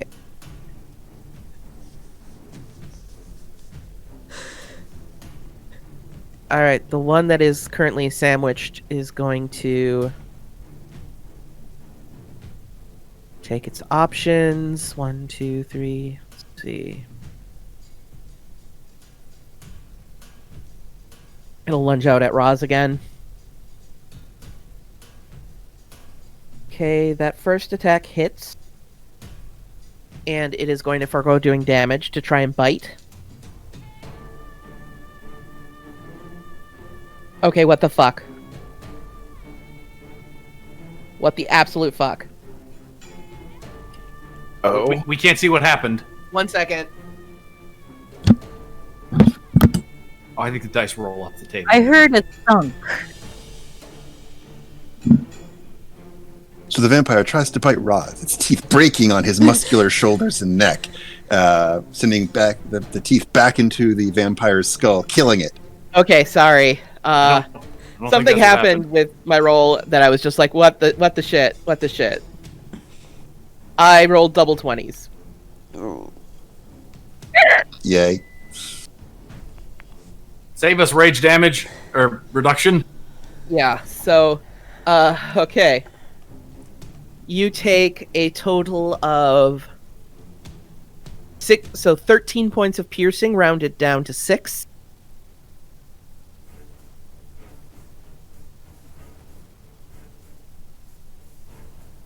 And what would have been 14 points of necrotic, rounded down to 7.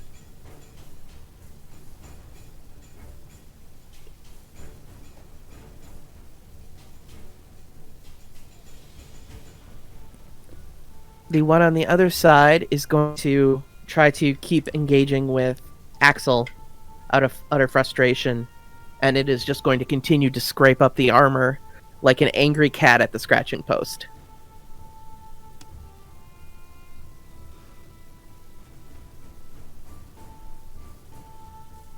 Okay, Verity.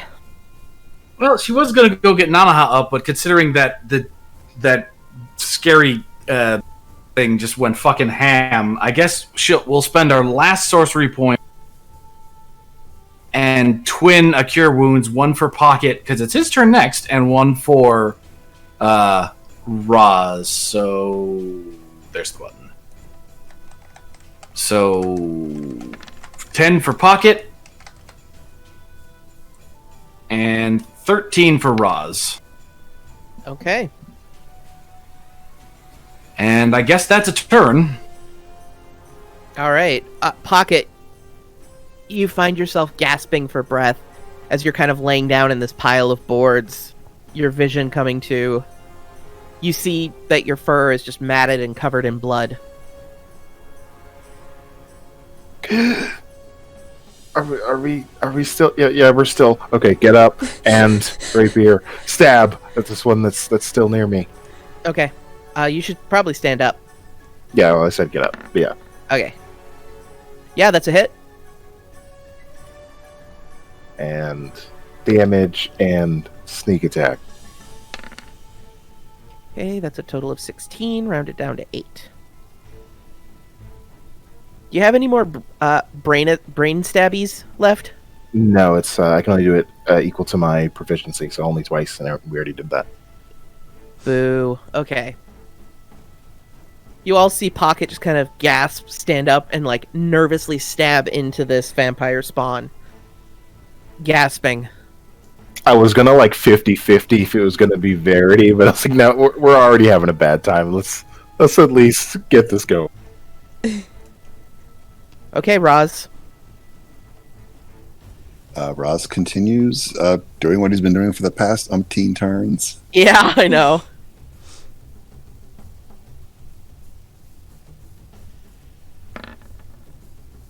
Okay, yeah, that hits. Ooh. More than min damage. Yeah, you take a pretty sizable chunk out of this woman. She is looking pretty bloodied and like wobbling in place. Axel. Spears, many sides of spears.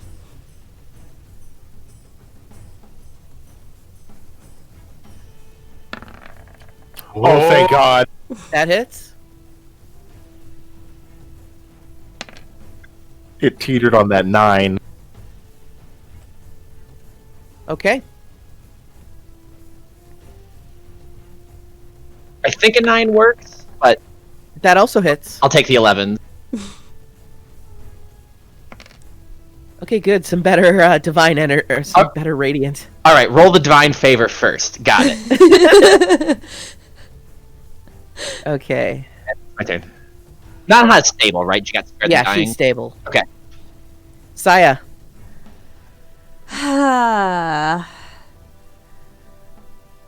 Alright, I think I'm actually going to blast the one that's fighting with Axel. Okay, go ahead. Because this disadvantage is not working. Yeah. Wouldn't you be at disadvantage anyway because you're engaged? No, there would be... Since there would have been some cover, but since all these boards keep falling over... Okay, fair enough. Yeah. So Axel, you see this greenish blue bolt whiz past your shoulder, splashing directly in the face of this vampire spawn. Look, Nevia can deal more than min damage too. Dang. It's almost like we're a team, guys. Almost. Okay. The one that everyone has just been pummeling down in this corner, you see its wounds begin to knit back up as it's just fairly swiping out at everybody.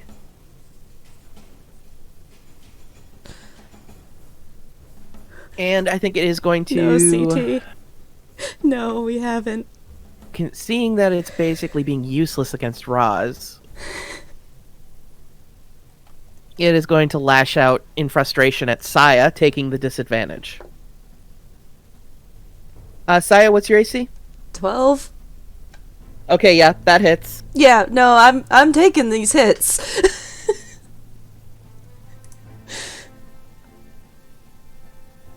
Yeah, it's going to forgo the damage and try to bite you. You're grappled. Gross.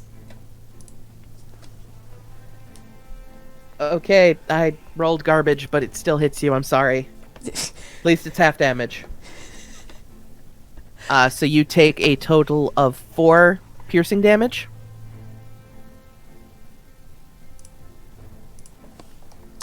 And a total of 3 necrotic damage as your max HP is temporarily reduced by 3. Temporary. Just put this 32. You still have that thing where if it hits you, you like explode. I am out of spell slots. Oh, boo. Ooh. Just use your sorcery points and make some more. Okay. The one on the other side that's engaging with Axel. I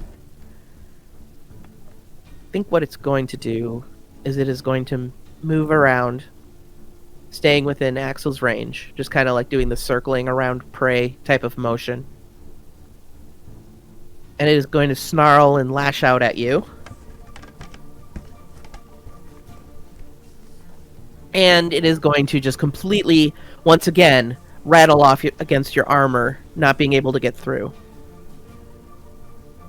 With its frustration, it's going to look down at the prone Nanaha and is going to run its claws just right down into her chest. And she is that brings her back to dying, and that's a failure of 2 death saves. Ouch. I just put that back together! Okay, Nanaha, it's your go. Roll a death save, please. Oh, geez, no.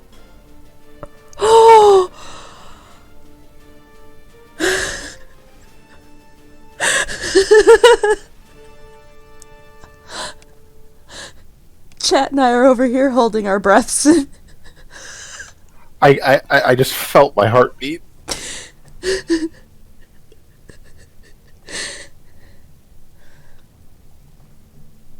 Lumi, are you okay? I don't think she's looking. I don't think she looked to see what her that she rolled over a 10. So that's 6 success. I did not know. It's been a while. Yeah, death savings are 10 and lower, and 11 and higher. 10 and higher. Goodness. You get the benefit of the doubt on death saves. A 10 is a save. Oh, okay. I thought it wasn't, but... Your 9 is fail, 10 and above is succeed. Okay, Verity, you're up. Well, that's Nanaha is suddenly kind of a priority for Verity, so knowing that she'll probably incur an attack of opportunity, she's going to kind of slink over here. The vampire woman slashes out at you, but these spectral shadows that are surrounding her like pull her arm back in as it almost reaches for your neck. And like you hear her like hissing in frustration. We're okay! Alright! And we'll use our last spell slot to cast Cure Wounds on Lumi. Because not being able to play is not very fun.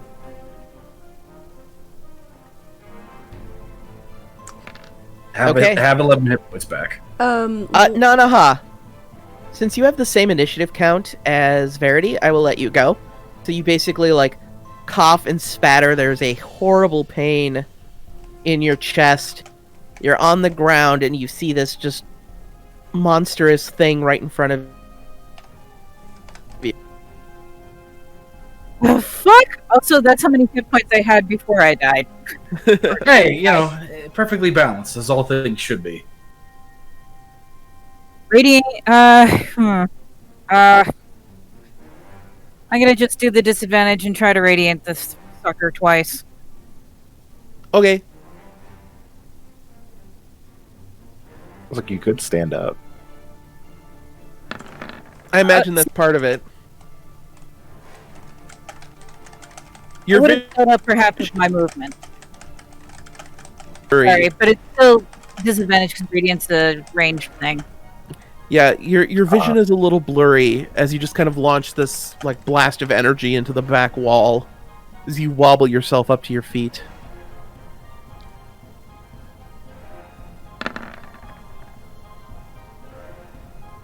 You ready yourself though, and you blast it like straight point blank in the face.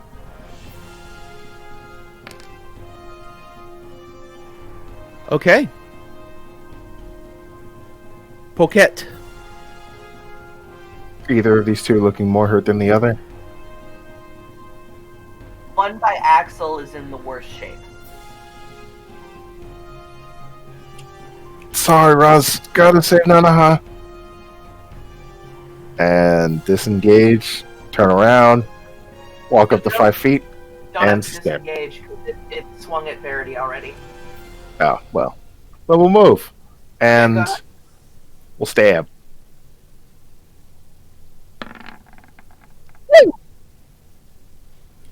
And stab damage.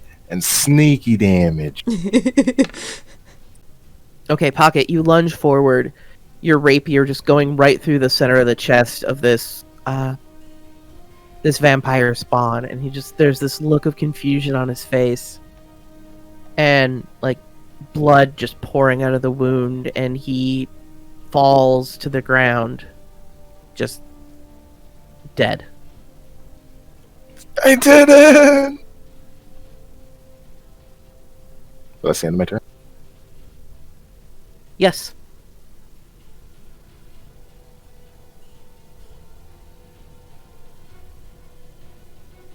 It is now Roz's turn. I'll give you one guess what I do.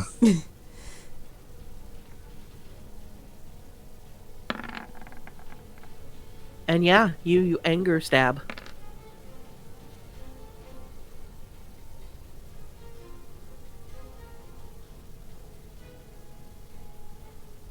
Okay, Axel. Okay. So that one is sorted. Lumi is around. Right. So the one that was between us, that one's on the ground right now, correct? The one in front of you, yeah, it's face down on the ground, dead. Okay. Well, then I'm going to sneak around, or not sneak around, but I'm going to walk down the aisle, get over here, and we will attack the one that's still standing. Okay.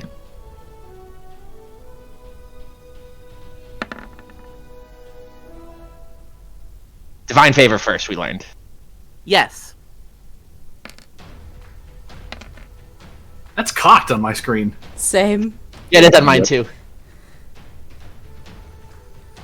Hey, I'm gonna take it. Alright, that deal a pretty good blow. Looks like it's on its last legs. Alright, and we will try to give the second part. We didn't give it the second part. Alright, that's my turn. Okay, Saya. We're back to disadvantage. Womp. Sorry, this blast of energy just whizzes past everybody as you're trying to like aim it, but it's just dodging way too much. No, like this is just where casters end up when they're tanking. Mm-hmm. All I can say is thank goodness for the radiant damage from Lennon there.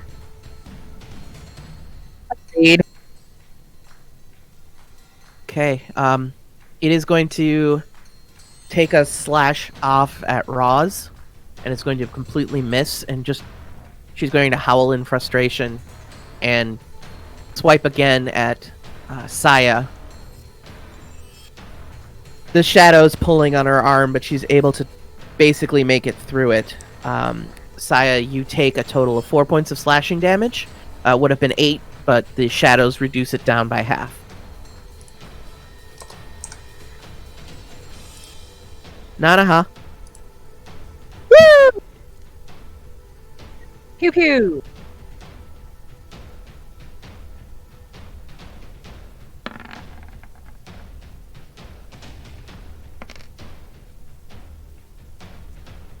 Carry a sun-fist goddess. Yeah, okay. How do you want to do this? Oh, thank God. Nanaha will try to aim it so that the ash does not hit Saya in the face. Oh, that's so considerate. So you see this woman, like her form starting to dissipate and dissolve, and she just kind of like looks like this moment of lucidity washes over her face, and she just says, "Sorry," before basically her ashes scatter and blow into the wind. Apology not accepted. Okay. You all hear poundings, more pounding from downstairs. Nanaha is gonna run over to the window and stick her head out to see who's pounding. You see there's a bunch of guards with a battering ram trying to break down the door. I relay the information. Roz will run downstairs and keep going. I don't know where down is from where I am. Fuck, it's still holding his rapier. Like, If you can find my icon, there it is.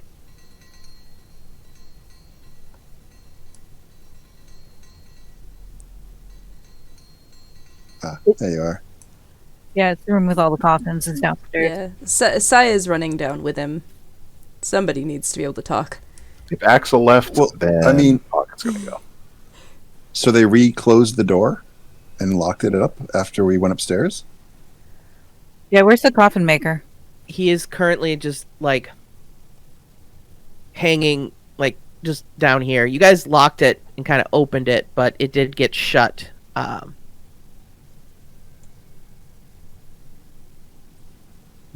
Well, Roswell, his rage subsiding because it's been around, go in and open the door.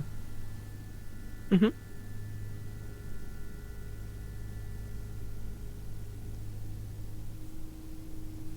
And you see there's a bunch of guards standing there. Three fled when we were fighting. Round up. We gotta go catch them. Yeah, yes, sir. Is everything all right in here?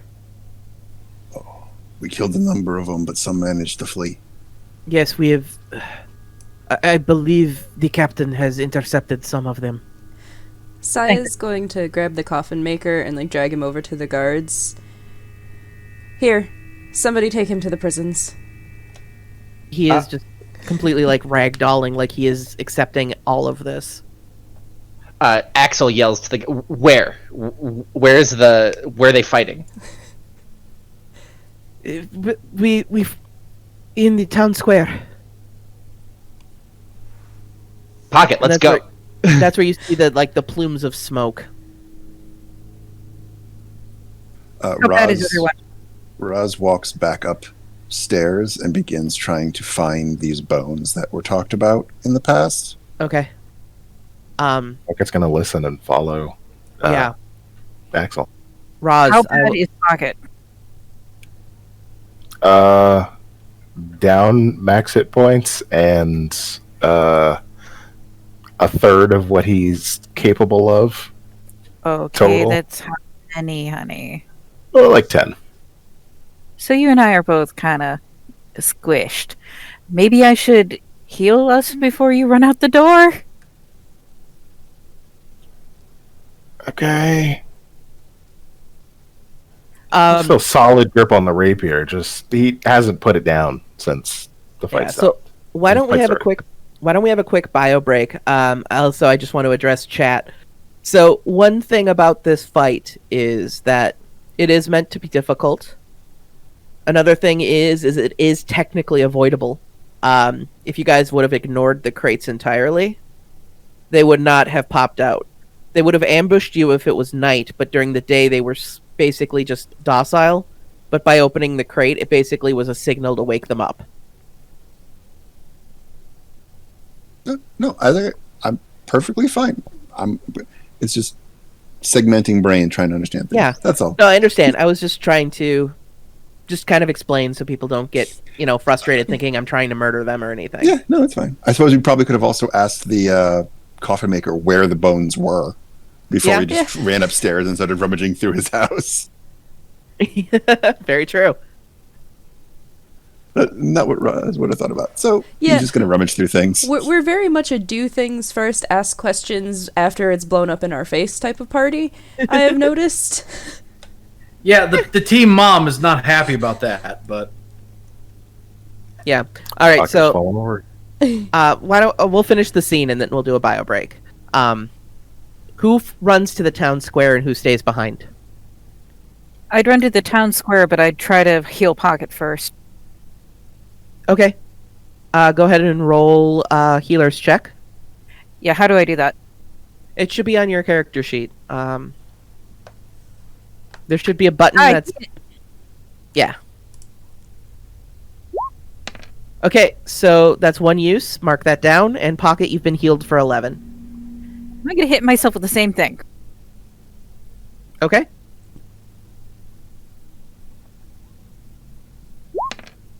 Okay, Nanaha, you get 12 back. it is as good as my spell. Wow. I need to learn how to use those. It's a feat. Sai is going to see the Nanaha doing this and go, hey, can I have a hit of that? Also, doesn't it take like a minute to actually do? It's Yeah. bash them in the face with some herbs and they're good. It's a while. It's not a Yeah. mid-combat thing. Right. Yeah. I'm imagining we're taking a couple of minutes just to breathe. There you go, Saya. Yay. It's a lot shorter than a short rest, at least. At least until 9th level. And it's cheaper than a health potion. Does anyone else need some extra health? I'm missing 6, but she's still got 24. She should be fine. Okay. After a bar break, I'm just running after you, Axel. That's it. I'm missing Okay. 1 hit point. Yeah. Okay, you're fine. So Wait. How many? What's your maximum? My maximum is 34 out of 49. Okay, all right. I just wasn't sure Yeah. how many chomps you'd gotten. But I also took somewhere over 100 damage through that fight between all the healing and adjusted everything. Big tank. So Yeah. as we're deciding who's going where, Saya's gonna look at Verity and say, "You should probably help Roz. I'll go provide covering fire for the others. Help him do what? Find the bones. Search for bones. Oh, okay, I guess. Okay. All right. Those of you that are running to the town square, I assume it's Saya, Axel, Pocket, and Nanaha. Yes. Okay. Hood up, yes. All right. At this point, you see the guards dragging the coffin maker away,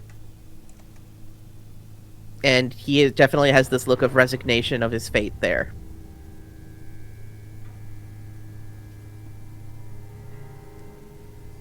So those of you start running through the streets towards, you see these just pillars of smoke. Can everyone please roll me a perception check who's running that way?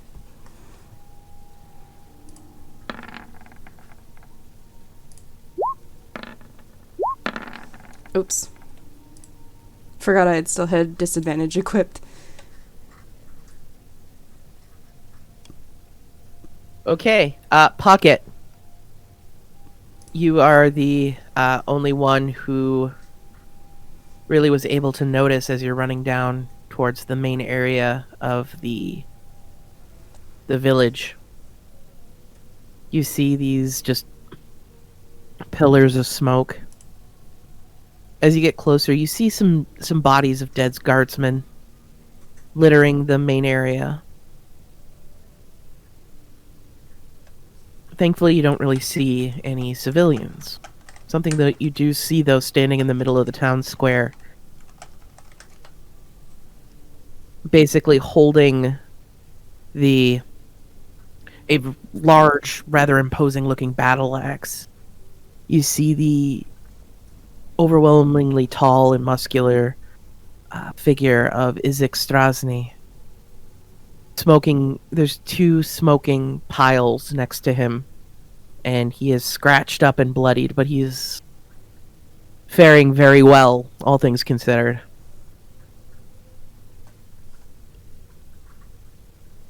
I do want to. I'm faster than Axel, so I probably passed or got caught up to him, but I'll kind of grab his arm and stop him and say, "So, I'm still wanted in this town. I don't know that I should approach that guy in particular while there's already vampires and he already has an excuse to have his weapon out." Keep your head down. Let's just make sure everything's okay here. If everything's fine, we can get out of here without having to do anything. I'd like to stealth aside. Go ahead and roll it. go to hide.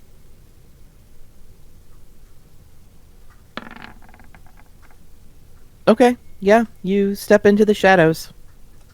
So is Isaac still fighting, or is it just there's like smoldering vampire corpses around him? It looks like there's 2 smoldering piles of ash next to him and about 6 or 7 dead guardsmen.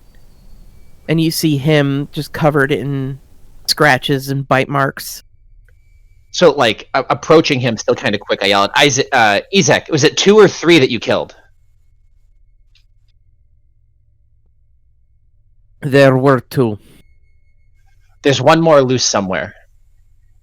And he looks at you.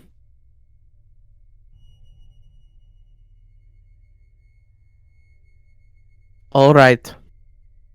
He barks to the rest of the men. Come, we are going hunting. If you are not dead, you are following me. And you see like the other guardsmen kind of give like these nervous looks as they follow him. On his way, I yell to him, Isaac, which way are you going? I have a couple companions with me. We'll cover the other side of the city. 1 second. Let me pull up the map of the village.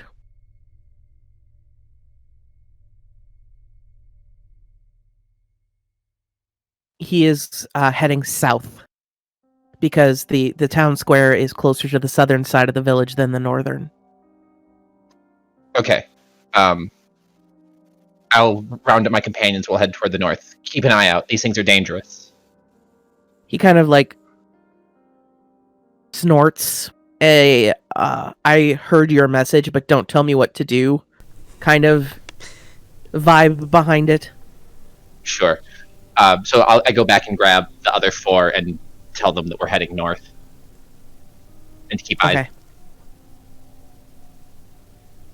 All right. Meanwhile, back in the coffin maker's shop, what are Verity and Roz up to?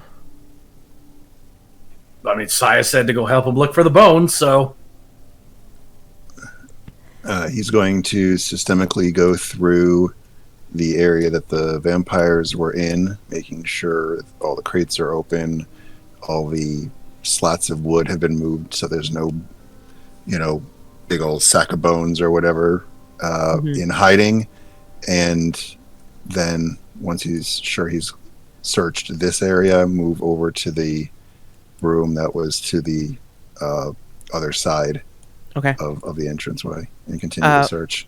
Okay, roll me some investigation checks, please.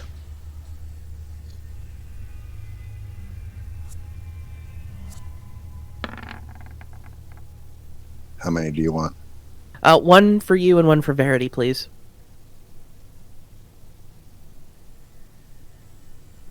Can I take 20 since I'm systemically doing such things?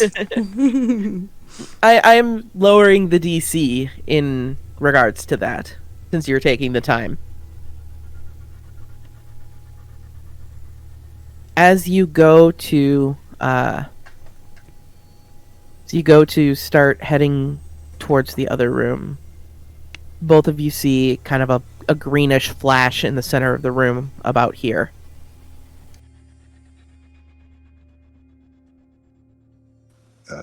Get on guard and prepare for more combat while looking at what it was. You see a humanoid visage in noble attire, kind of just standing there. Now you know what happens when you go back on your word, Shadarkai. We had an agreement, and you broke said agreement. I said I would try, not that I could guarantee it, and you know that.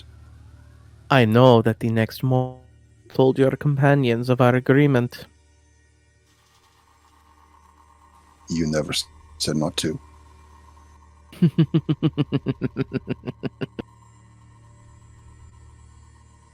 I just wanted to let you know where we stood. That is all.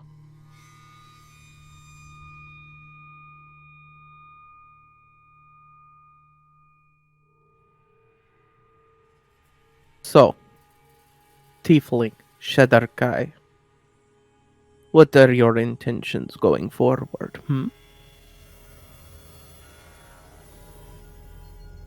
Roz, I need you to make a wisdom save, please. Is it against the charm effect? Technically, yes.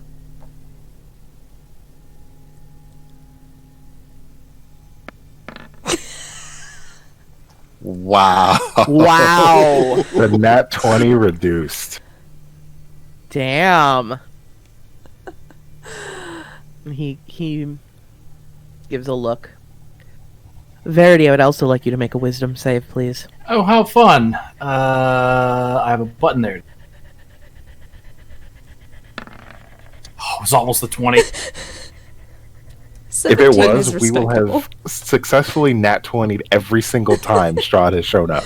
Okay, so Roz, because of the nat 20, you succeeded. Verity, however, the way he looks at you is one of a trusted friend and advisor. He seems to be of the utmost trustworthiness.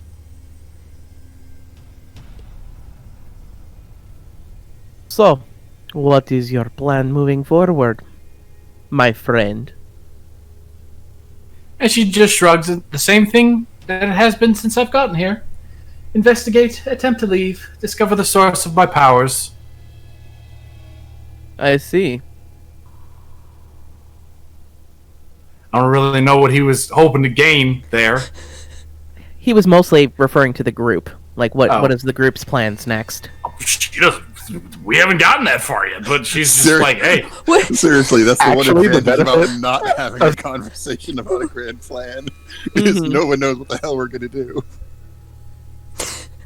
Because none of us are willing to actually talk to each other before something blows up in our face. Pocket is always willing to talk. I see. How amusing. Well, I have just come here to say my piece.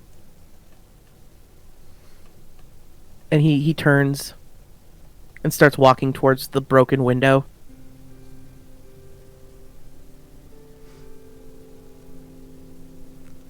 Oh, Roz has absolutely no intention of doing anything, aggressive towards him. Mm-hmm. yeah, Verity is actually pretty tired because there was, horrible combat minutes earlier. And he just turns around and looks at Verity. You look tired, old friend. Perhaps you should consider taking the night off.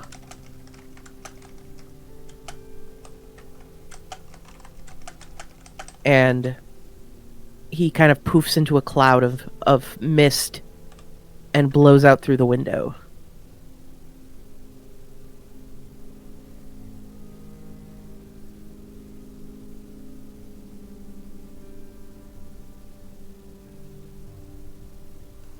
Okay, the two of you are left there in kind of a weird, awkward sort of silence. Verity, your best friend just said you look tired and should take the night off. Interpret that as you will. I mean, that's okay. I mean, she doesn't matter who said she. I guess that maybe he was trying to elicit an emotional response, or she just doesn't do that. Right. He was just giving it as friendly advice of you look tired, you should take the night off and rest. It's just a concerned friend, that's all. Yeah, she doesn't do those either, but True, but Verity does view him as a trusted friend right now.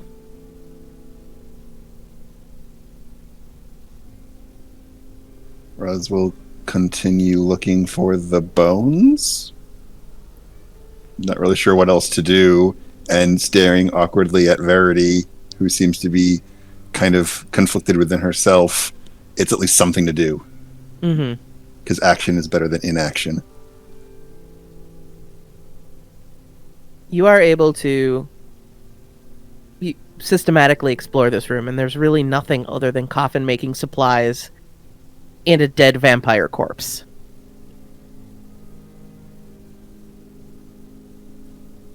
I'm assuming nothing of value either. No.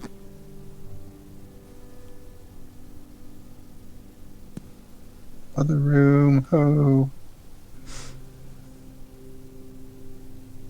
You head to the other room, and it seems to just be a simple, uninteresting kitchen. Genuinely clean, and nothing much interest here. There is a door to the north, however. Do we feel we've adequately searched this room? Yes. Alright, well then, up to the next room. You head into the next room. The wooden floorboards of the place creaks and kind of groans. You see a bookshelf full of various storybooks and carpenter's manuals. There is the only thing other than the bed and table, there's a small wardrobe on the southeast side of the room.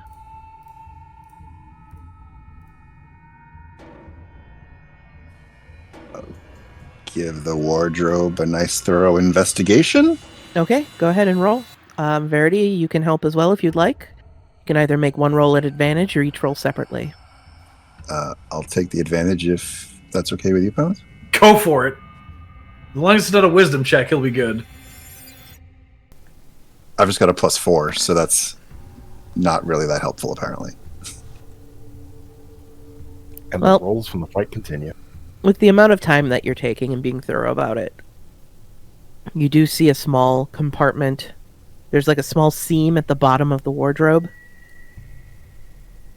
And you kind of dig the point of your rapier in there, and you can kind of pry it open. And underneath, in the bottom of this wardrobe, you see two sacks. One is rather large, and there's another small one. Open up the sacks and see what's inside. Okay, the small sack has various coinage. Silver and some coins that are flecked with silver and gold. You see on the coinage themselves, most of the coins here have the profiled visage of Strahd himself. And in the larger sack, you see a pile of bones. I will need you... can you do me a favor and can you roll me a constitution check?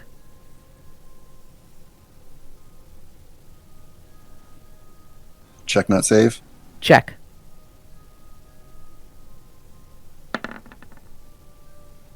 Woo! You look at these things, you know, they're simple humanoid bones. But you feel just this unease wash over you, kind of this like uncomfortable lethargy, but you push it out of your mind and your body. There's something special about these. It's not just somebody went crypt raiding.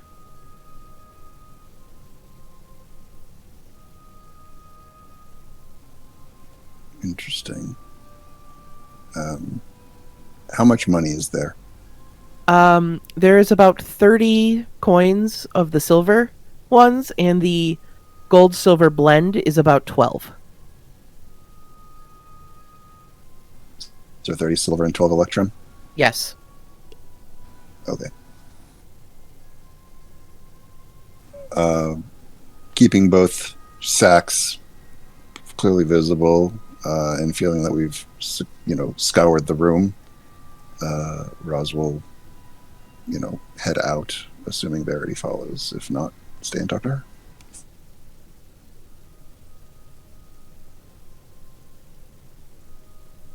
Is there anything you guys wish to talk about before we go to the other group?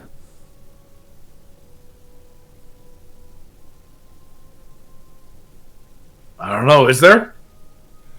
He's fine. He did his task. He found the things that we were looking for. Yeah, and she was supposed to help him, according to Saya. So, Okay. Full of ambition, So- this one. We're the very, task-driven, focused on objectives. We came in, we did the thing, we move on. This emotion and conversation is unnecessary at times. It's just amusing, that's all. Okay.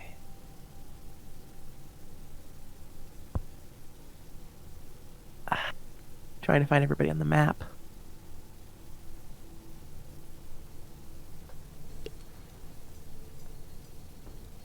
Alright. The rest of you, you hear the stomping and kind of breaking through of trees. Well, not trees, but breaking through the streets as Isaac and the guards start heading towards the main portion of the village. And you guys start making your way north, heading towards the lake itself. Once we get a little ways away from the town square, I'm going to pause for a second and use my divine sense. Okay. Oh, that's the wrong one. Sorry, that was my divine smite. There's my divine sense. Okay. 60 feet, that is not behind total cover.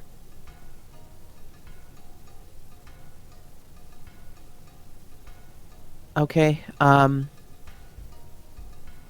you get a strange-ish signal from Pocket. However, you don't sense any full Fiend Celestial or Undead. But Pocket does show off as a very, very weak Undead sign. Axel kind of looks at Pocket, like sideways for a second, and then shakes it off and continues on. But just keeps going. It says to the group, well, he's not close to us right now. Let's just keep walking and listening, I guess. Sounds like a plan. All right. Saya is go gonna ahead. throw her senses to Mogget. As long Okay. as he's within 100 feet, I should be able to check in on Irina real quick. Sure. Roll a perception check for Mogget.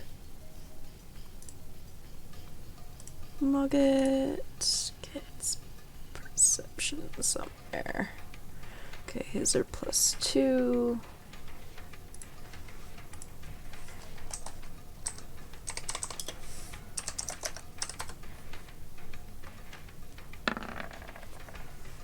Womp. Okay. Kind of flying through the streets, Mogget really doesn't seem to pick up any sign of her. He was supposed to be with her. I was like, I Oh, thought he- Yeah, Mogget, right. Mogget was with her. Yeah, I thought so it was a you're not, ride-along. you're not able to pick up. You're not able to pick up anything through Mogget. He seems to be out of the range of your connection.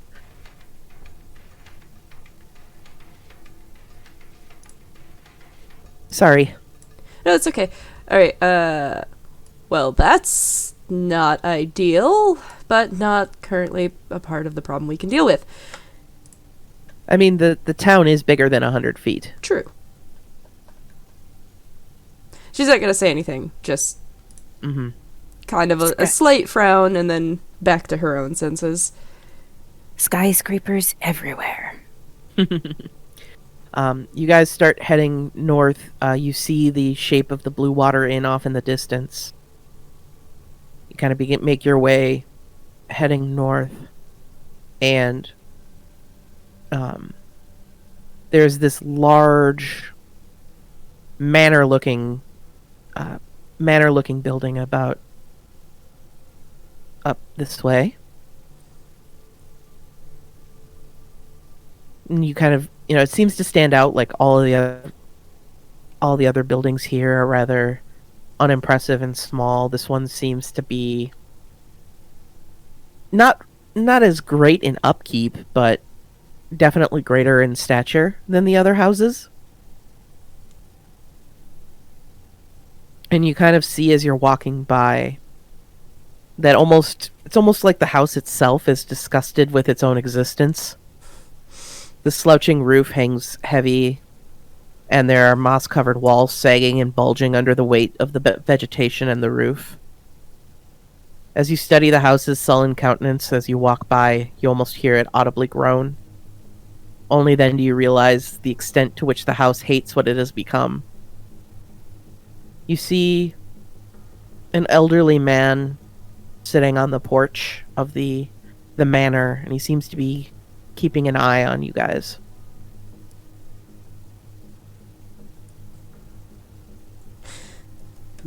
We see him looking at us like he's not, like he's just you say he's sitting on the porch just like staring kind of. Yeah. I yell out to him real quick. Has anything strange come by in like the last 10 minutes? He kind of chuckles. Many strange things go by.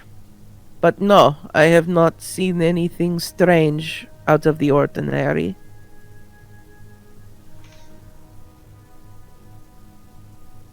Can I try an insight on that? Yeah, go ahead.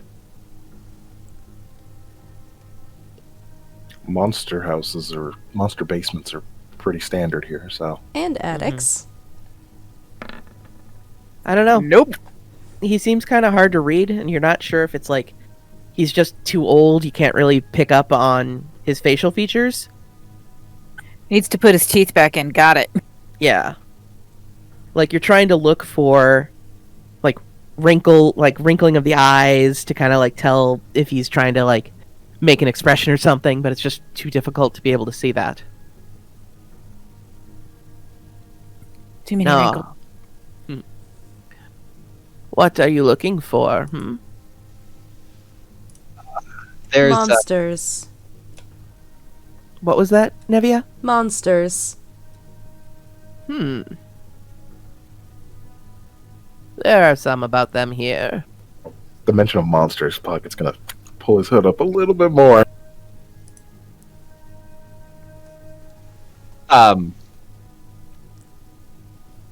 A minion of the Dark Lord may be on the loose. We've slain several already. We're trying to make sure that he doesn't hurt anyone else. I see. Well, I will make sure that we keep an eye out if we see any of these monsters or so you speak. Do you have? Are you in an awful hurry right now, friends? I simply wish to speak with you, if that is all right. We will come back to you. We are in a hurry at the moment. All right. I will not keep you from whatever quest you're on. Thank you, sir. Kind of goes back to just kind of like sitting on the porch, whittling something. Can you guys roll me a survival check if you're trying to track anything moving through the village?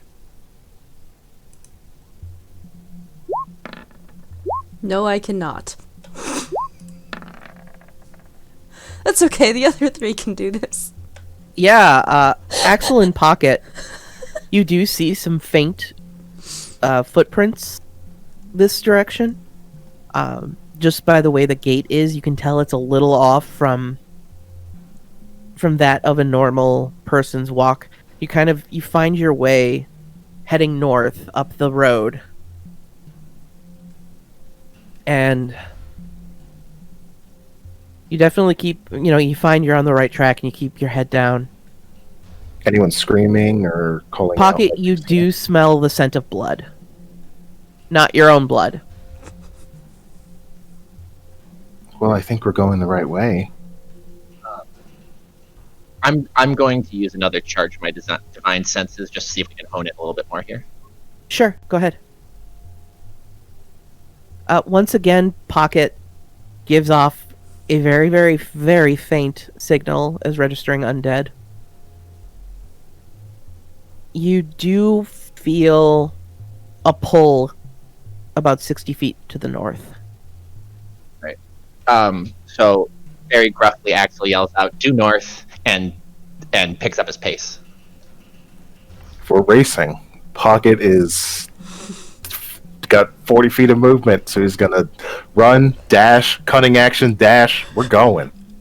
So Pocket just takes off like a cheetah on the savannah, leaving you all in the dust, figuratively and literally. You want to fight him alone, Pocket?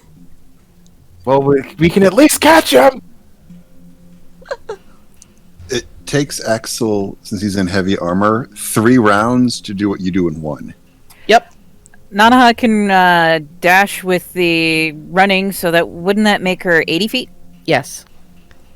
Zoom. Sai is Okay. 60 feet around. Okay, with so dashing, Nanaha chases off after Pocket, and Saya and Axel, you're both just kind of like, okay, this is fine.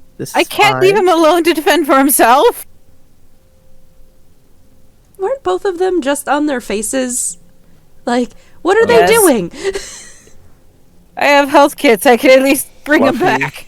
I'm gonna toss up something on Discord, but keep going. Okay. You keep making your way north. You see kind of the wooden wall of the village.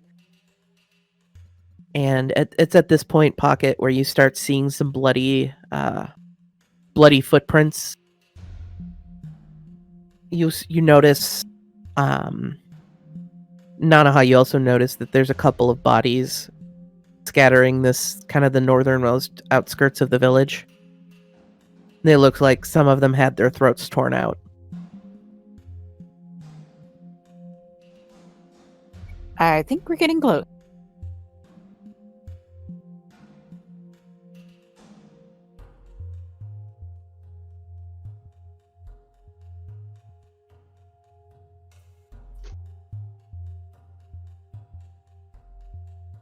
Nanaha, can you roll me a perception check, please?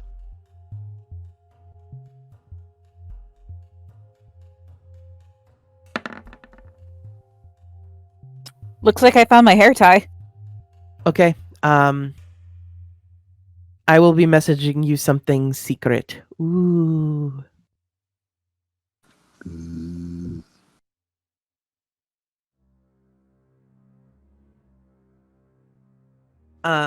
The rest of you, you're starting to lose sight of the both of them as they're kind of running off ahead.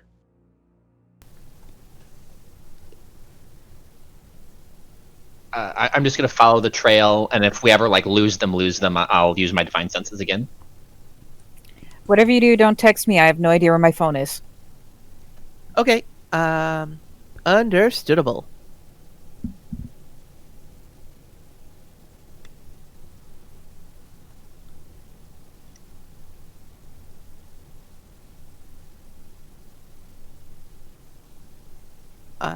Days.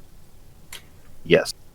You do see something as you make your way forward ahead of everyone. You do see this humanoid figure basically jumping off of the fence and running off towards the lake. You do notice that the two guards at the gate are left there dead in a pool of blood. Got it. Follow after to the lake just to get a sense of a more specific location, but afterwards head back. Okay. You see it basically dive into the water as you trail it. Nanaha, Pocket completely leaves you in the dust. The rest of you start kind of coming up, and you see Nanaha running, and there's just everywhere you see some dead bodies. You see there's the two gate guards that are just slain and laying there in their own blood, and you see some bloody footprints scaling the wall north of the village. I point to what I see and I said, I think he went that way.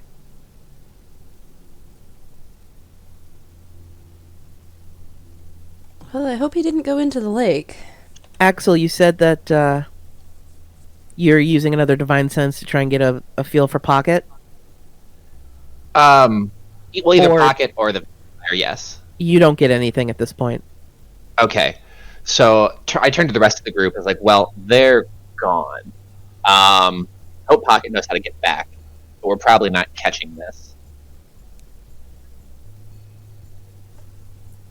Well, if he did run into the lake, we could always have Saya stick her head in the water and see if she sees anything. I don't think we know that yet. They dump things into the lake. Here. Which Maybe you cut out. They dump things into the lake here. Saya's the only one who's seen this. So Mm-hmm.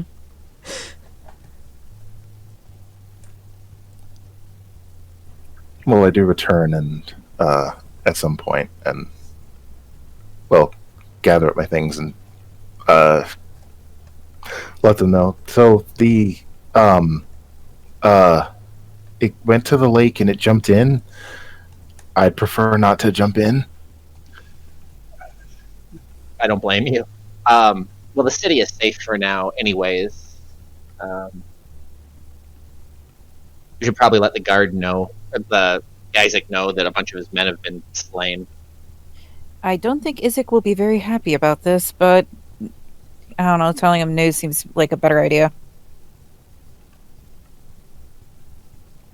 But before we leave, Axel is gonna check the bodies, just make sure that they're all actually dead.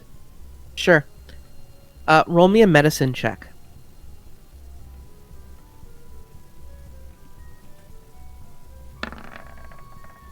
A lot of these people, a lot of the bodies you see, they're pretty, such like regular villagers. They went down in a single strike. They're all long dead. Their bodies starting to cool slightly. I say a little prayer over each of them that they didn't deserve this, and gather back up with the others. Mm-hmm. Sounds good. You all head back from the lake where Saya says they dump stuff, and you head back towards the village. Yeah. I'm gonna head toward the town square, see if we can find Isaac.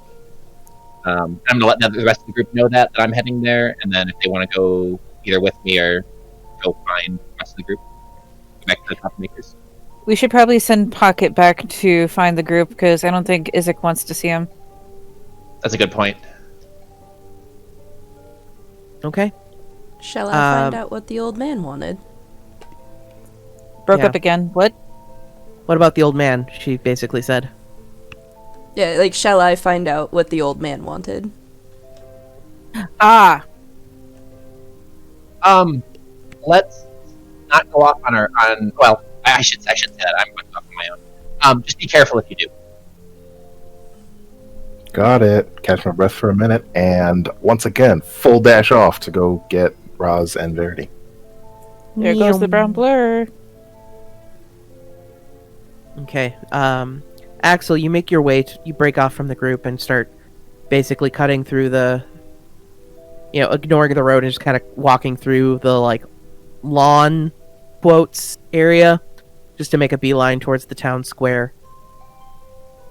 Saya and Nanaha, you see as you're walking back, the old man is still on the porch, still, sitting there, carving a little bit of a stick into something. You're not sure. So, should we talk to him since our quarry got away? Might as well. Having more friends, I believe, was your term. Is always good, right? Usually.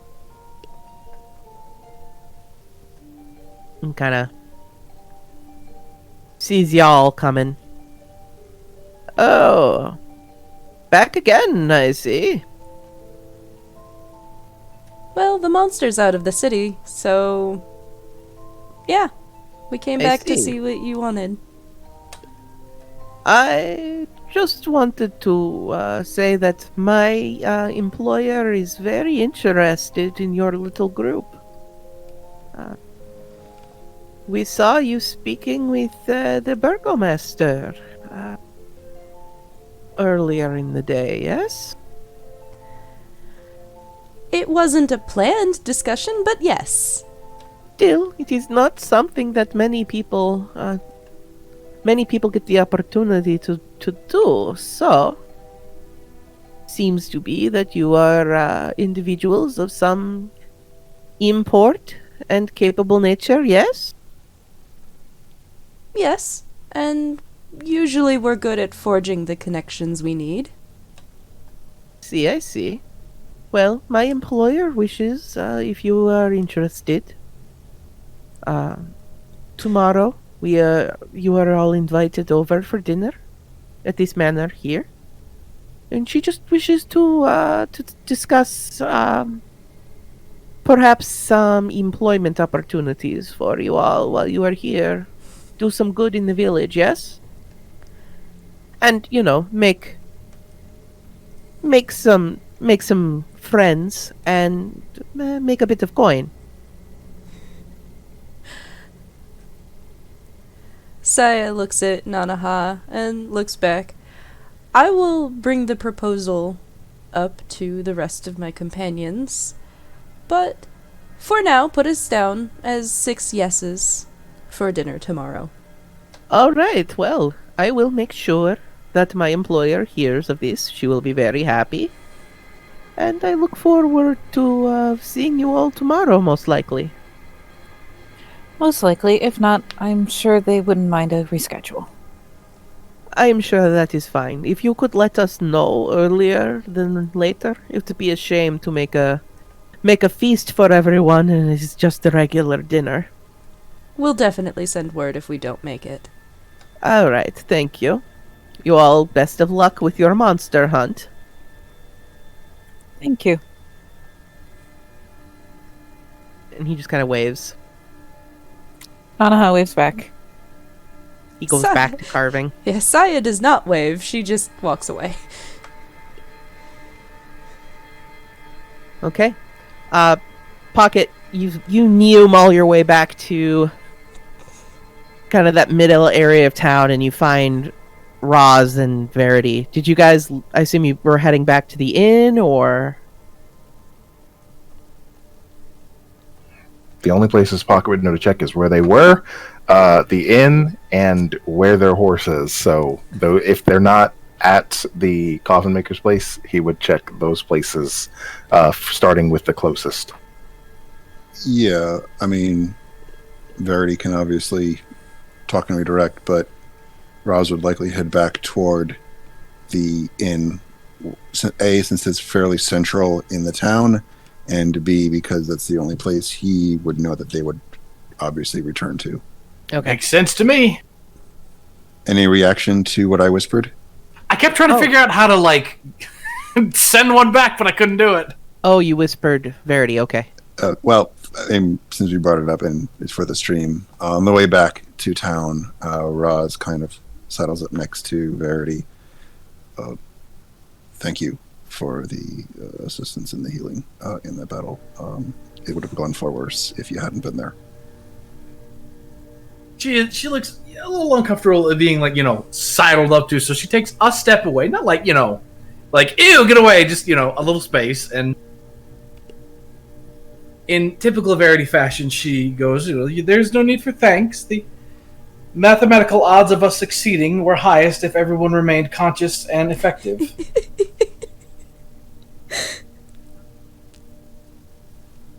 I love Verity. He just kind of nods in understanding, gives her a space. He got close because he didn't really feel like saying that too loudly in case somebody else might have heard. Yeah, somebody else might hear him, like, actually have a heart. Gross. I know, He right? gave Pocket a robe. He 100% believes Roz is the sweetheart. Yeah. Well, Verity might have emotions too, and that's just so uncouth. I mean, she does, but she doesn't show them. My God. Why don't you just ask her to walk around naked? I'll be honest, Roz is pretty much walking around mostly naked. Hey, maybe your best friend would come back and ask. It's so weird because it's like I was sitting here trying to rationalize what she would do, and it's like, how do we tie this in with her character? But it doesn't matter who told it to her. She always makes the best, like, the logical decision in her mind, regardless of outside input. So it's like, well, I mean, she's probably going to take the night off anyway because she's tired. But it's like, do we make that? This is weird. It's so weird. It's just weird. Charm effects are weird. They are. They really are. You guys make your way back to the inn, and you hear a voice off one of the side streets. So how did it go?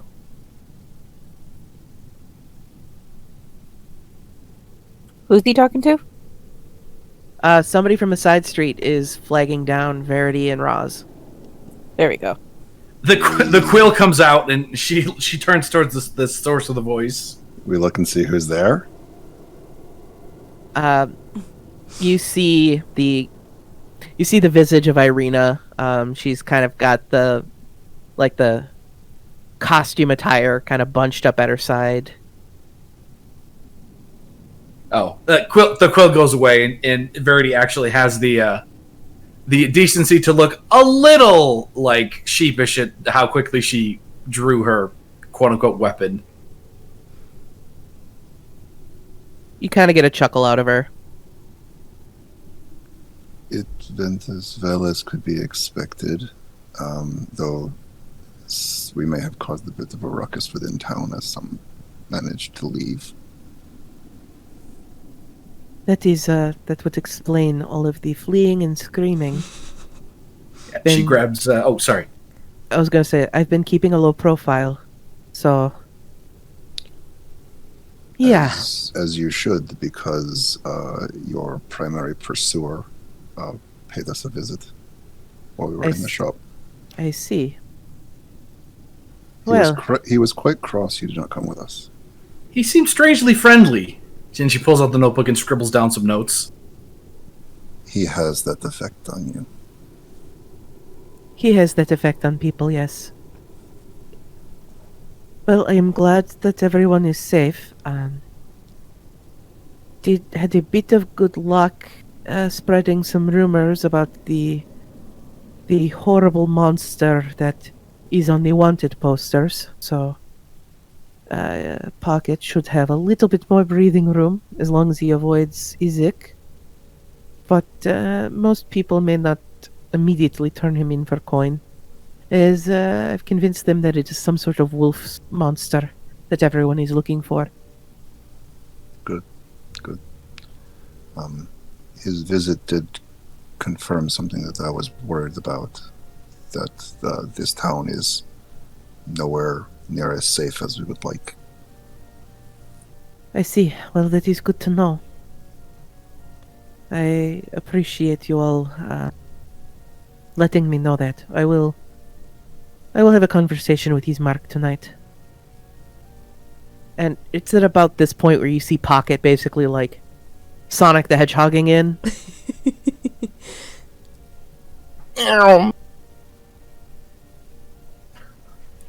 Screech to a halt right beside them. Out of breath. Hey, hi, Irina. Hey, were your ears burning? I was talking about you. My ears are always burning. They have ointments for that, you know. The vampire went to the lake, and Saya and Axel are talking to some old guy, and I'm not going in the water. He's not still clutching his rapier, is he? 100%. Oh, okay, then Verity will like step over and just like put her hand on top of his that's holding the rapier and just hold it there. I thought I did it, and then like raise up his other hand slightly to like potentially deflect a slap. Oh, inside hurts. Outside we don't show it though. But she does squeeze his rapier hand. Aw. Not hard, just a little. Like not like, crushing bones. Just Okay, I'll put it away. I'm glad you are doing all right. I was just letting them know that I would avoid the guards outright, but most of the villagers are convinced that they're looking for some sort of full wolf monster and not, a large kitty cat. You're so kind. And Pocket, I will say you are not a complete waste of space in that last fight. I'd hug you both, but I'm covered in my own blood. I'm probably covered in your blood too, since we spent much of it next to each other. Yes, perhaps a bath would be good for all of you. I will head back to the inn. If either of you need anything, if you need anything, let me or my brother know, alright?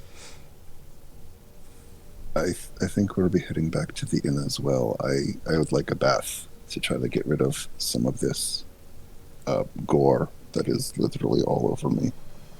That is a good idea. In line with being a cat and also being just generally wanting to go back and lay down, and because he can stretch his legs finally, we're zooming back to the inn, just ahead of everybody. Meow. First time cat can stretch his legs. always on the move. That's not suspicious at all. Meanwhile, Axel, you find yourself heading back into the town square. You see at this point guards are starting to clean up the area there, cleaning up some of the bodies and washing off the blood and preparing the town square once again. I'll go up to one of the guards that's working there and ask him if he knows where Isaac is. I need to report to him.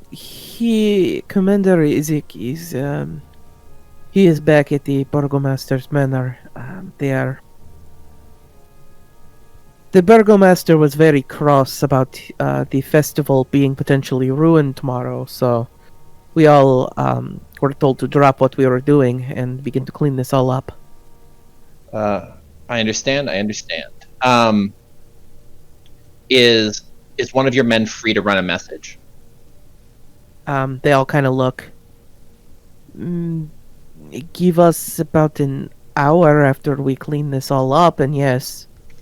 Very well. At least 2 of your men are dead at the northern gate. A bunch of villagers as well. The vampire fled the city and dove into the lake to the east. That is good to know. Some of the other guards are looking kind of uncomfortable at the conversation and are just continuing to clean. Like, if they stopped, they would be yelled at. Alright, I will relay that to Commander Isaac when he is free again. And your name is, who should I say is giving the message?